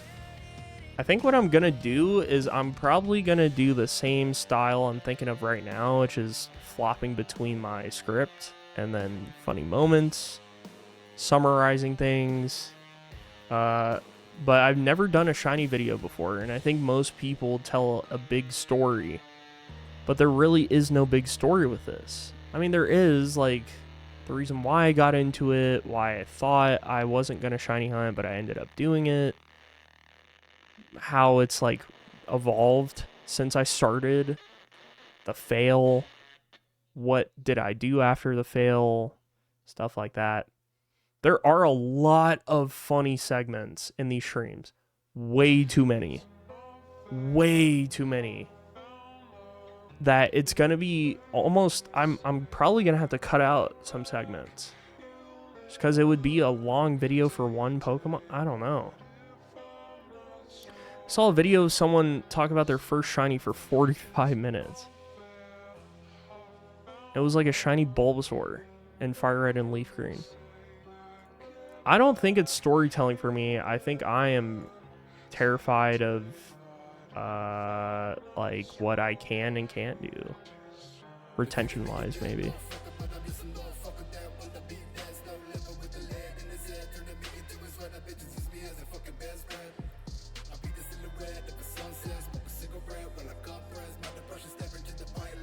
Full odds Golbat and Omega Ruby, and you use that Crobat on your team? Wow.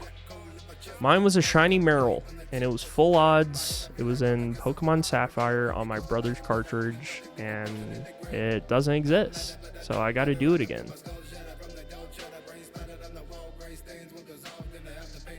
How he mod his Game Boy? I'm not sure. He's an editor for some other YouTuber. I can't think of his name off the top of my head.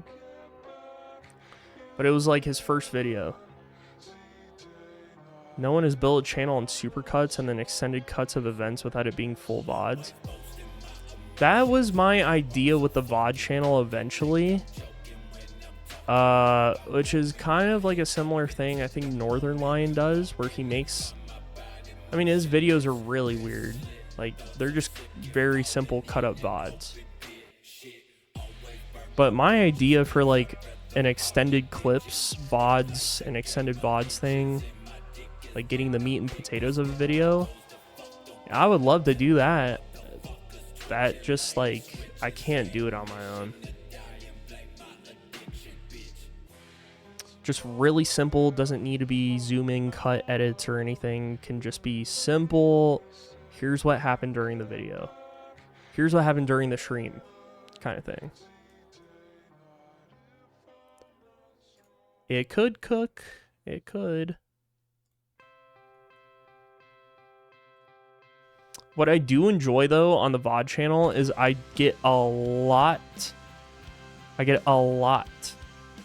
of people who come in and will be like, hey, I started my shiny hunt at this time for Mudkip, or I started it for Treecko. And I'm like, wait, that's awesome. Like, people are kind of shiny hunting with me in the VODs. Are they watching the full VOD? Probably not. I don't really care, though. I like the fact that people are just clicking on it and being like, hey, this is what I'm doing. That's awesome. I want to share that with people. Like, I think that's where the special art of shiny hunting comes in. I think it's definitely worth posting VODs. I think it's worth posting clips. I think it's worth all of it. Now, how often you need to post, I would say, I mean, I don't know. I'm a small streamer, but I would say on the days you're not streaming, you should be posting one VOD a day. Just one. One a day. So people can look forward to it, and when you're live, people know that that next batch is coming on your off days. That's why I think it's important to have off days too, so that you can get other work done besides just stream all the time. Because it doesn't make sense for you to stream all the time and not work on yourself in the background too. Brings people together, to be honest, kind of the overall magic of Pokemon content. Sometimes, I think some people really do some, like, selfish is a bad word, but people do things for themselves a lot, which is not the worst thing. But like I said, yeah, they do a lot of stuff for themselves, and it's not very inclusive. But There's certain things I think just in general, like, there's just different kinds of communities for different things within your niche.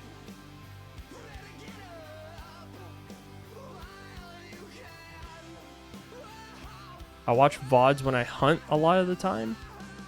Yeah, I mean, some people do that. I am not gonna lie, I don't watch anything. I think I'd be too distracted if I did. Which is weird, because I do have ADHD. I'm like a big music fiend. So I have to put on music. I used to listen to a lot of video game music, but it got stale more recently. And so now I'm just listening to Spotify music, because that's what I'm into right now. It could change again. I could get really bored of like Spotify music.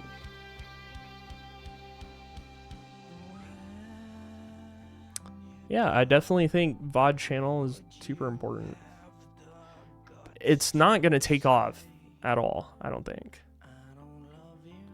At least I don't think so. Like for me, I started it consistently, uploading it every day. I wasn't streaming like 2 months ago, and I'm at like 80 something subs. It's just like a fun thing I do. I'm like, you know, there's probably someone out there who watched it. It's kind of like Spadonic was saying, like, oh, I fall asleep to your VODs. That's cool as fuck.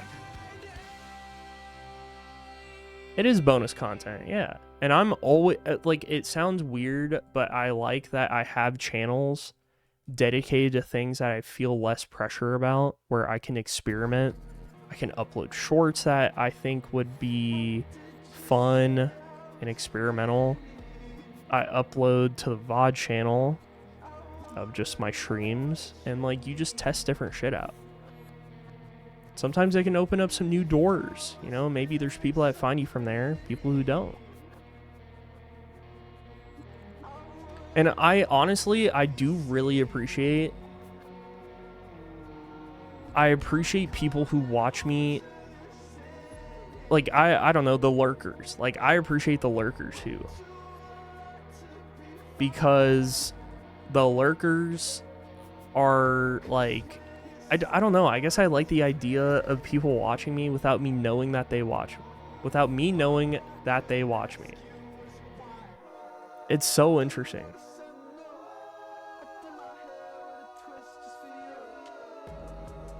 So mysterious. I should be watching your hunts more often, or you mean my VODs, not hunts? Nah. There's always time, it's always there. I would love to eventually get to a point where I'm not just uploading Treecko thumbnails, and that there becomes like another realm of things that people can fucking watch and get into. Constantly listening to Epic the Musical if I'm not watching stream recently. Epic is my audio hyper focus right now. That's what I'm talking about. Like, at work, I was obsessed listening with like leaked Playboy Cardi. And then one day I just got sick and tired of it. So then I started listening to indie. And then I got sick of indie. So I listened to like old rap. Got sick of old school rap. So I listened to pop. And it's like, you know, I watch streams and long-form video essays when I'm reading and playing games. Wow. That's cool. One of my favorite things is putting on very overly extended, doesn't need to be 8-hour essays, but it's an 8-hour essay on Pokemon. If anyone knows who I'm talking about. There's this Omega Ruby video. It's like 10 hours long. Maybe 8 hours. And I've watched the whole thing at work before. Fucking love them. As a viewer, seeing a window into someone's creative process is interesting. You get more of it with longer form content. I think so too. I think you truly get an insight into someone's personality and someone's mindset, someone's workflow when you watch them in long form content. just because you see them in a video and the video turns out to be good doesn't mean they're going to be the same person on camera. And I think if you can translate it into both a long form video and your stream, then I would say that that person is probably like really talented, because you're able to express both in different ways, but somehow they merge together. I personally like to interact with chat. Lurkers are the GOAT though. I don't know. I like both. I love interacting with chat, but I also really like lurkers too. I always try to express it that like I do like lurkers. I really do. I really do. And the reason being is because I can talk. Probably no one in here has seen like my early VODs from a year ago. But I love talking to myself. And that sounds weird, but I'm good at it.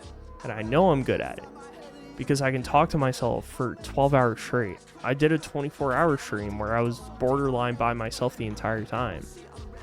Actually, I ended up doing 26 because I had to. But still, it's a good practice. I think it helps you. If you're good at talking to yourself, then it should be really easy to talk to someone else.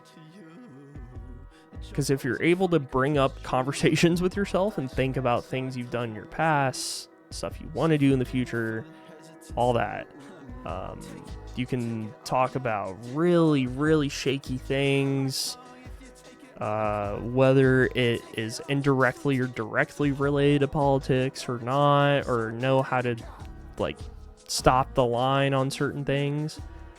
I don't know, it's just good practice. Social practice, speech, all that. There's certain streams I chat in, certain streams I lurk in, depends on what I'm doing in my mood. I agree.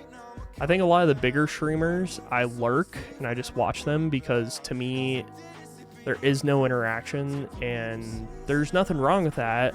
I'm just not an emote spammer. I can't do it.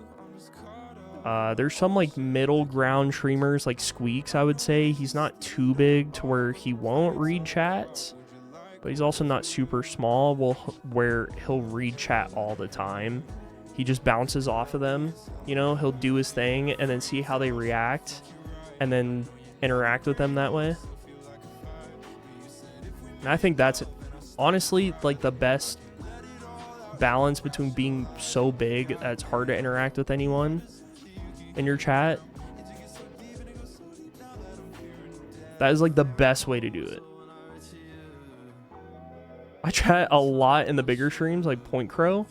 Point Crow is really good too. Yeah, I watched his whole Ironmon run, and during his run with Jolteon, I watched it live. I watched him lose, and then I watched him do it again, and then he won. And that was a crazy cool moment. It was really cool. I like tweeted something out, I think, during the run, and I was freaking losing my shit. I was freaking out. Flareon. Yeah. Flareon win. It was so cool. It's one of my favorite moments. Point Crow is one of my favorite bigger streamers, I would say. Like Squeaks, Point Crow. You cannot. No, I'm just kidding. I actually really like Ukes. It depends what mood I'm in. I will typically lurk most of the time on his streams, and then some days when I'm feeling it, I will just try to spam a bunch of jokes in his chat until one hits, and I get a little dopamine out of it. It's just so cringe. It's so cringe. I don't know why I said that. I should get back into streaming. I literally always tell people, if you think about wanting to do streaming videos, honestly, I think you should do it. Like being creative and expressing your creativeness is really cool. It's really cool. I think a lot of people should get into that, even if it's like making an art piece and you want some streamer or person or celebrity to see it. If that's your thing, like, get into it. Do it. Make art about video games. Whatever you love in your life, like, that should be your biggest end goal, I think. Should be everyone's. And even if it's not, if you just want to, like, if you just like watching, or I don't know, like, people like just going outside, playing sports, or going fishing, or walking with their dog, like, do it. That's awesome. The dopamine I felt when Ludwig read my comment and laughed during one of his marathon streams. No, it's awesome. That's actually awesome. Like, it's just little stuff like that. That's what makes it fun. Point Crow, Uke, John, Purple Cliff are some of the top ones I watch.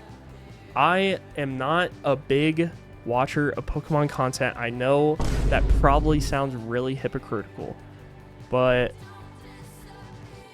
I watch big content when I see it and I click on it and I maybe watch 20 minutes and then I'm like, okay, I get it. That's cool. The only video I've seen in full from Johnstone, I'm not going to lie, is his Pokemon Let's Go Shiny Professor Oak Challenge. That is the only video I've seen start to finish. The other ones I haven't finished, but I saw it and I was like, damn, I get it. I kind of get it. And he's even talked about it on this podcast recently that I watched like half of, where he was like, you know, I'm not the first person to do this. Like, I'm not the first person to catch every shiny, to finish a Pokedex, all that. Like, I just make the video on it in my own way and people really like it. It's called Around the Bar. What starter am I picking? ZA. I am probably going to pick Chikorita. If I do another playthrough, I'm going to pick Totodile. I only watch you and Chug. It's making me blush. It's making me blush. Oh, when I tell y'all, me and Chug have had multiple calls already about our big end goal with streaming and content. We're on the same wavelength. I'm so serious. We are on the same wavelength when it comes to our end goal, and I think there comes a time and point one day in content where we want to be bigger than being known as just Pokemon,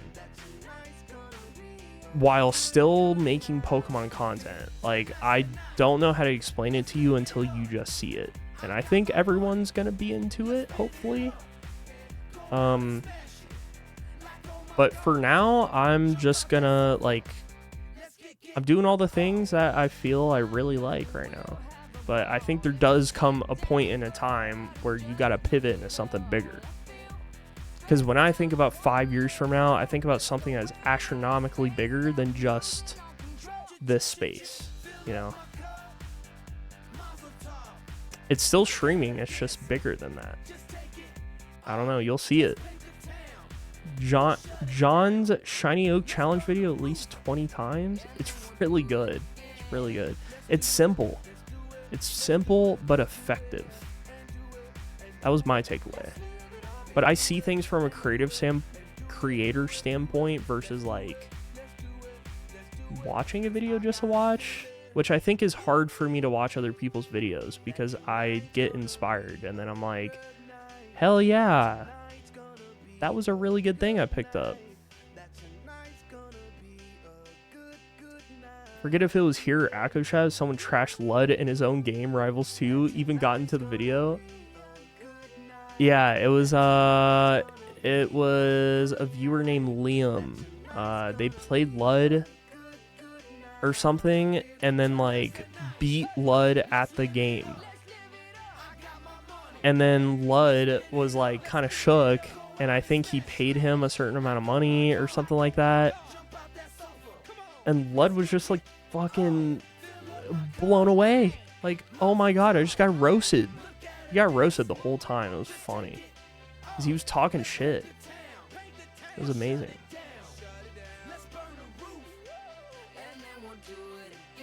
No love for my boy to pig. What's up, Sloosh? How have you been? How's work been this week? No love for Tepig. No. Mm-mm. Even in my list of amazing Pokemon. You and Chug are my two goats. Love to hear that. Want nothing but the best for him. You have the ingredients to make it big. The algo just needs to pick up on you. You know, that's pretty nice to hear. I can't lie. I think it is a never-ending grind or whatever. I hate that word, but there's so many things I want to do. I need more time. I need more time. Oh, yeah. I was going to comment on that, Spadonic. I was going to comment on that.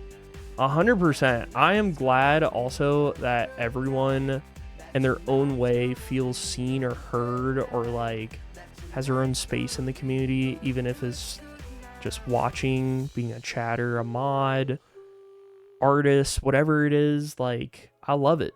I love it. And I hope that can like continue.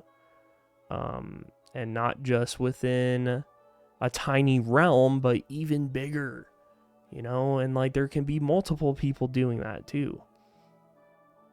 I think it's important. I think it's important that that continues to grow the way, in my eyes, it should. And I think the problem with that scary of blowing up overnight is that it's hard to build that community too. Like, you can't really control it at that point because then the audience is bigger than your community that you were trying to build, and it's like a skewed path, and then your old viewers hate it. Oh shit, yeah, thank you for the hydrate, Reese. You gotta take a swig of water, Muddy. Yeah, I do. Thank you. Appreciate that.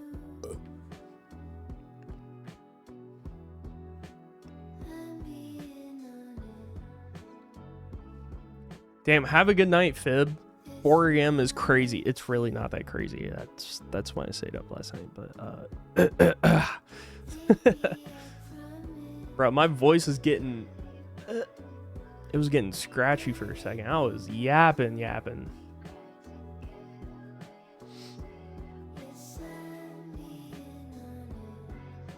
Yeah, I also do have to clarify and say that, like, I love streaming. I love streaming. I think it is the biggest life goal of mine. It always has been since I was like 12. I've been making videos for as long as I can remember. I've been watching YouTube since it first dropped in the internet. I've been watching Twitch since it first came out. I've always been into it. I just never had the resources. I never had the time. And I think now I have the perfect equivalent of both. I feel like I've matured a lot. I have a lot of life stories to tell too. And I feel like I didn't really have that before, you know? I was like, I just don't feel relatable. I don't feel like I can relate to like a lot of things that people were doing. But now that I'm older, I'm like, nah, I get it. I really get it.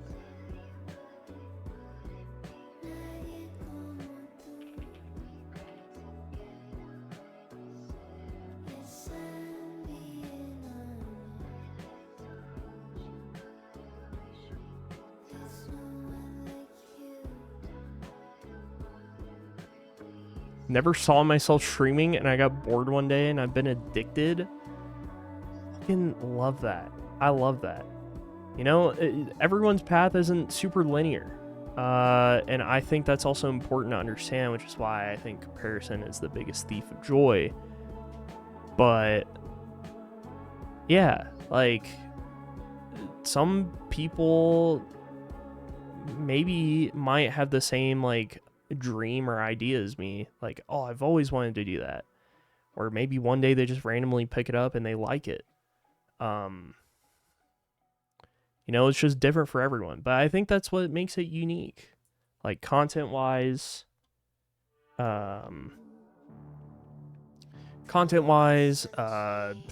with really anything. Really fucking anything.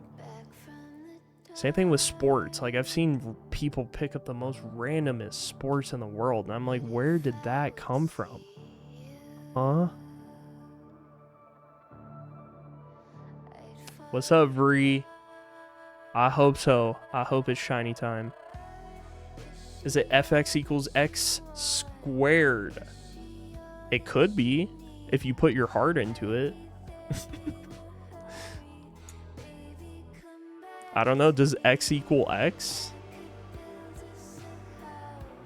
The function of x. I'm like trying to redo this again because I'm pretty sure when it's squared, you like multiply it by a number.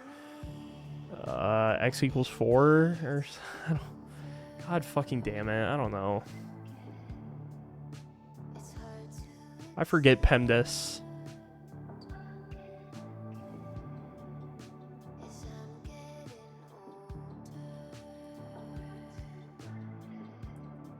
Yeah, it's a big thing. I think where a lot of people fault is in picking up content or streaming or whatever with the intent not being genuine, sort of going down like a I just want to be big like these other people and I don't know why it's not working out for me.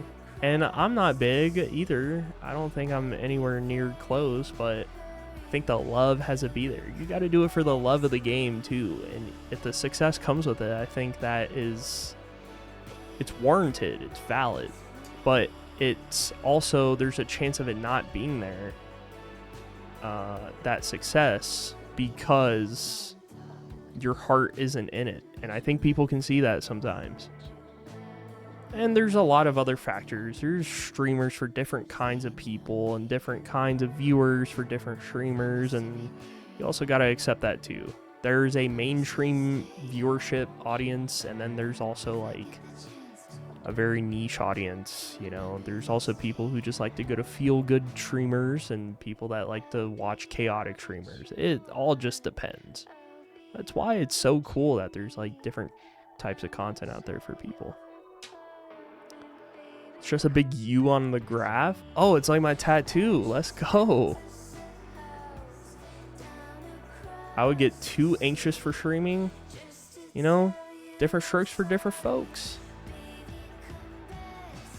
Yeah, to be fair, I've always enjoyed doing...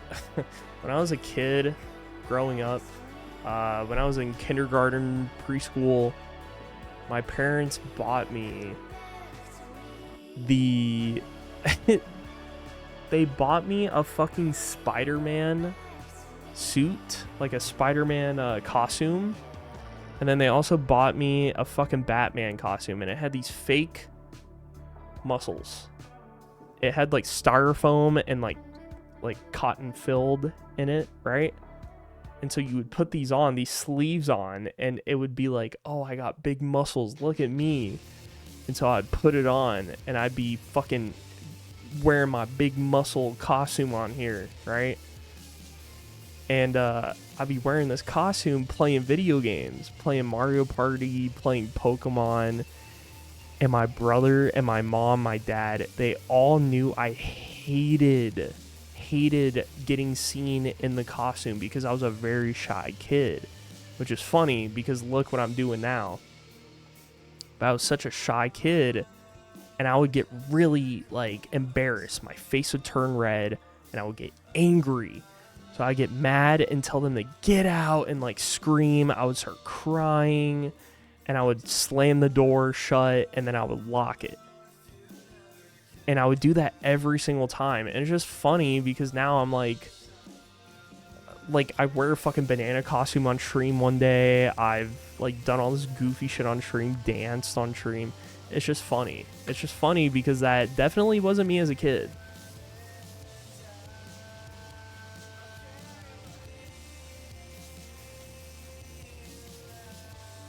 Poi pole?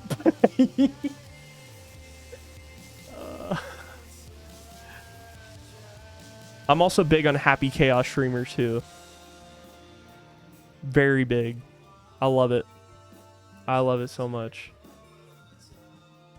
It's one of my favorite parts about streaming is being chaotic as possible.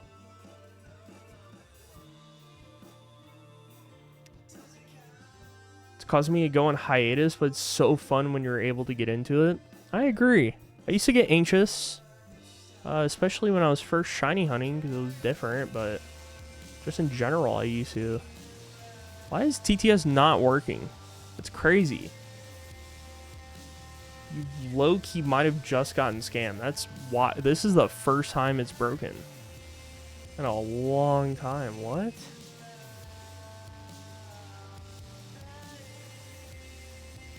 L scam.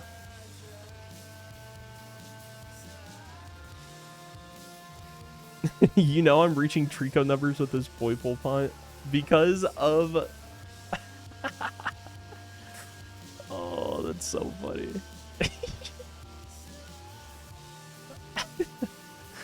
No, it's just funny because I've been there.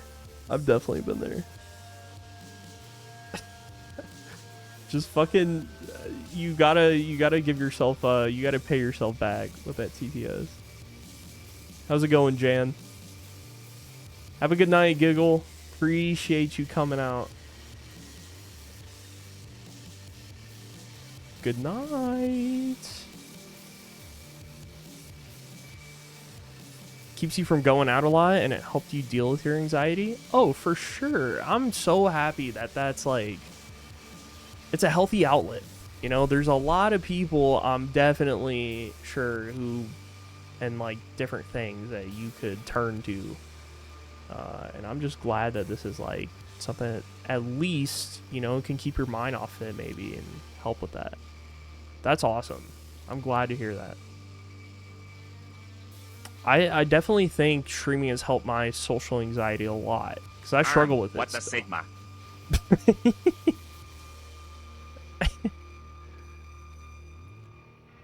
Yeah, I feel very comfortable, especially at work, like talking to new people who I've never seen before. Going out with my girlfriend and like talking to her friends and like meeting new people there. Stuff like that. And it's just not like, it used to freak me out and make me shy and like anxious, but now it's no big deal. It's really no big deal.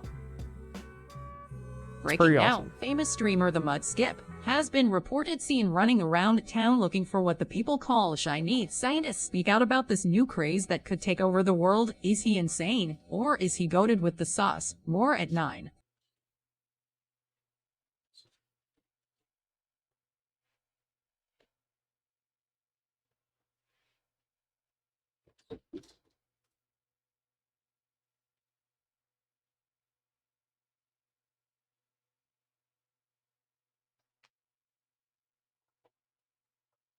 My life is really a fucking movie. My life is really a movie. What the hell? What the hell?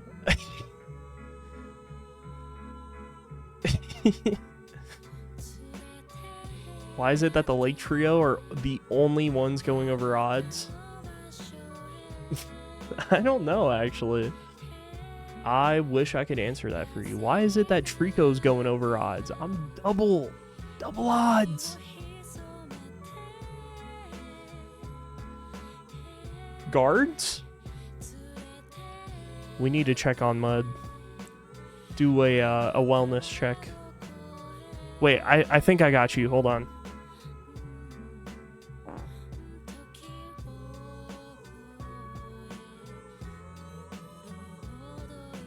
I think the mods just sent me a DM. They said I'm good.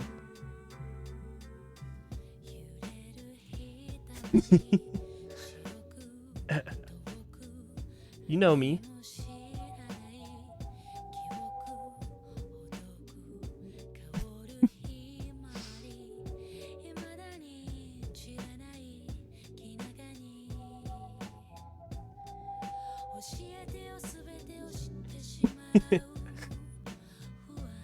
Let's get the stream to 0 viewers. Mudskip, that was foul. Fouler than this chicken I'm about to eat. Ooh, let's go. Holy shit. Mmm.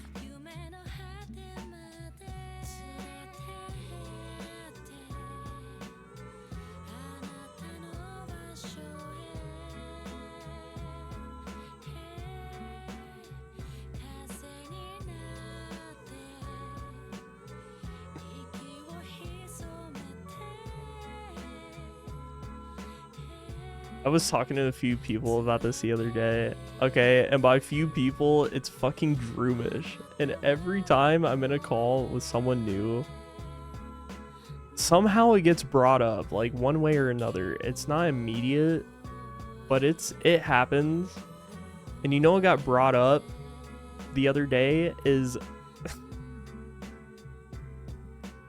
farting into the mic, and everyone goes, "Oh, wait, you fart into the mic?" And I was like, "No, Droomish, like, why do you keep telling people this? This is a fucking fake thing. I don't know why. Droomish loves messing with people and me, and it doesn't make sense. Blah, blah, blah. It's just a rumor." And then they'll be like, "Damn, so what made you fart into the mic? What made you start doing that?" And I'm like, "It's not real. It's not real. It's fake. It's literally fake." Fuck.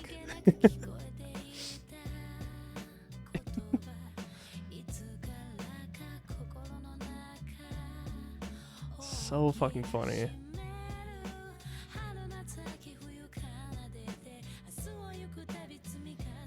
Is there a way for me to save all the Spotify queued songs? I dug my own grave. That's crazy.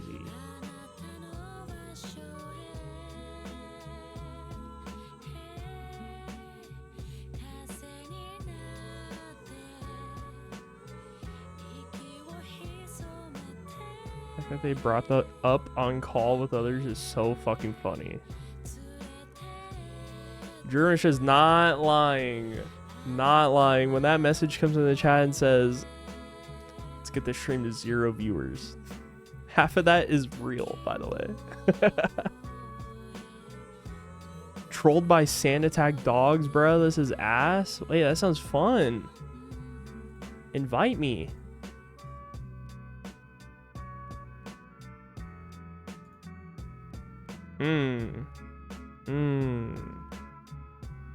I fuck with this song heavy.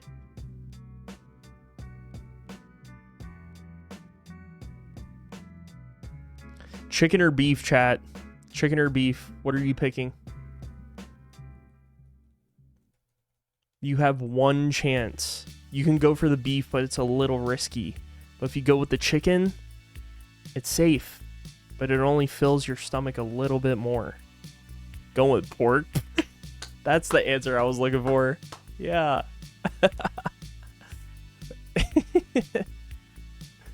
Congratulations, you're hired. Welcome in.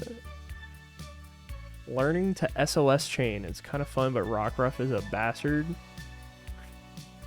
SOS chain, huh? I don't know what that is. I'm going to be honest. I'm going to be honest. If you could enlighten me.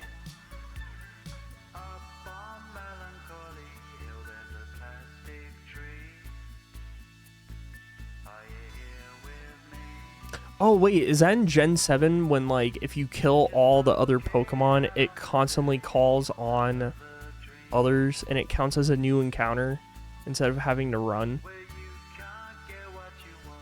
Ah, yes. Okay, that is it. Okay.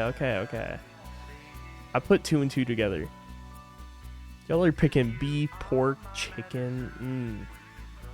I've been really into chicken lately. I go through phases where I am not into chicken. It sounds gross. I don't want anything to do with it. And then I have beef. And I'm like, damn, I fuck with beef a lot. It's amazing. Slopping that thing up. And then I don't know. Sometimes I'm just... I flip back and forth. Sometimes I'm like tofu only. Every now and then I'll have pork. The vibes really got to be there.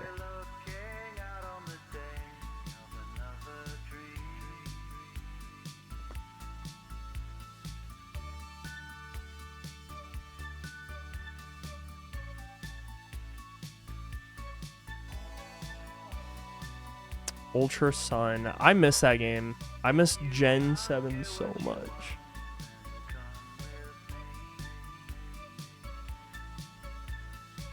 So much. It feels weird that I missed out on such a I don't know, just such a like unique era of Pokemon when it first came out. Jeff Chungus, my goat. What's up, Wave? Welcome in. Hi. I should try SLS training. It's fun, and you have a reason to play Gen 7. That's true. It's very true. It's a slog to get through, but you like the Ultra mechanics. Never played till this year. I haven't played Sun and Moon, the original, but my chat convinced me to play Ultra Sun and Moon instead, and I think I made the right choice. It was a lot of fun. There's a bunch of other Pokemon I would love to run a team with.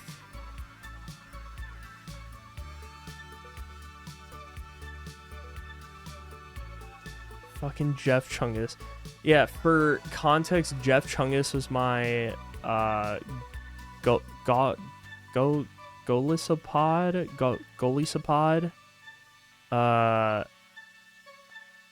And it has this move called First Impression, which means that if it gets sent out, it's kind of like Fake Out. It will use it on the Pokemon. It does a shitload of damage. But then when Golisopod gets to half health, it uses something called Emergency Exit, which is like an ability it has.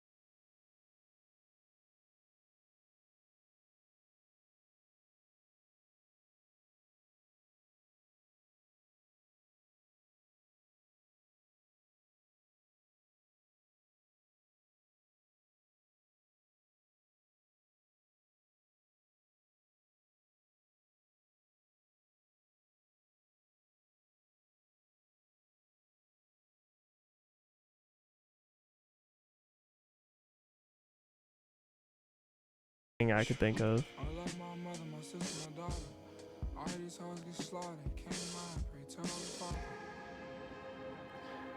Chat.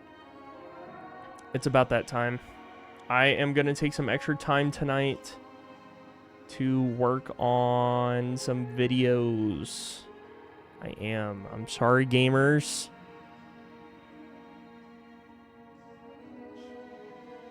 Here's the song.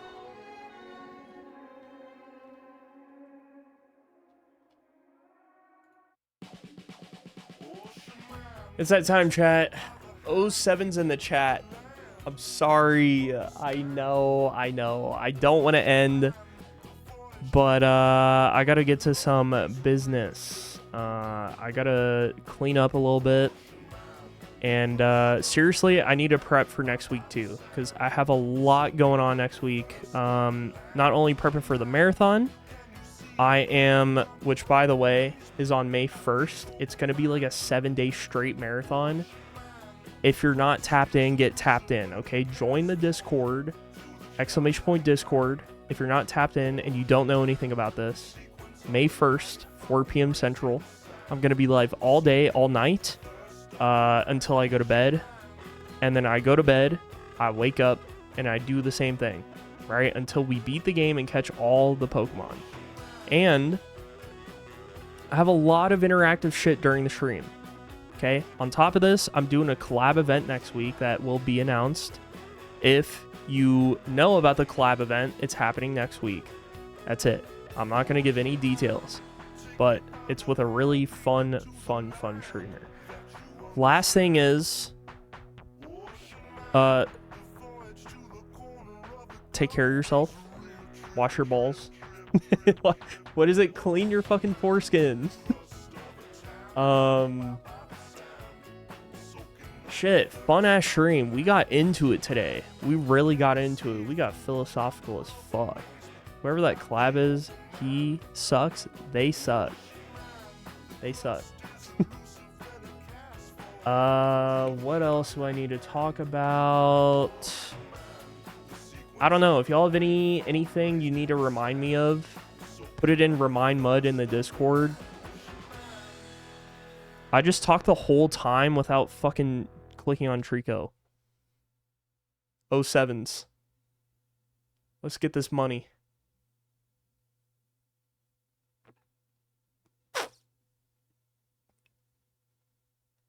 Why was I waiting so long? That was the most delayed reaction possible. Oh my god.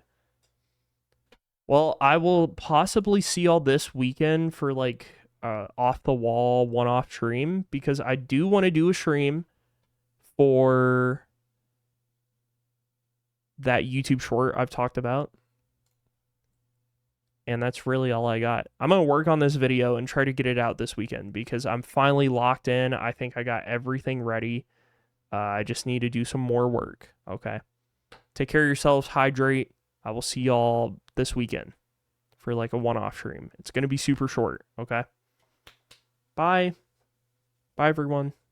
See y'all this weekend. I'll keep y'all posted in Discord. Spam balls. Bye.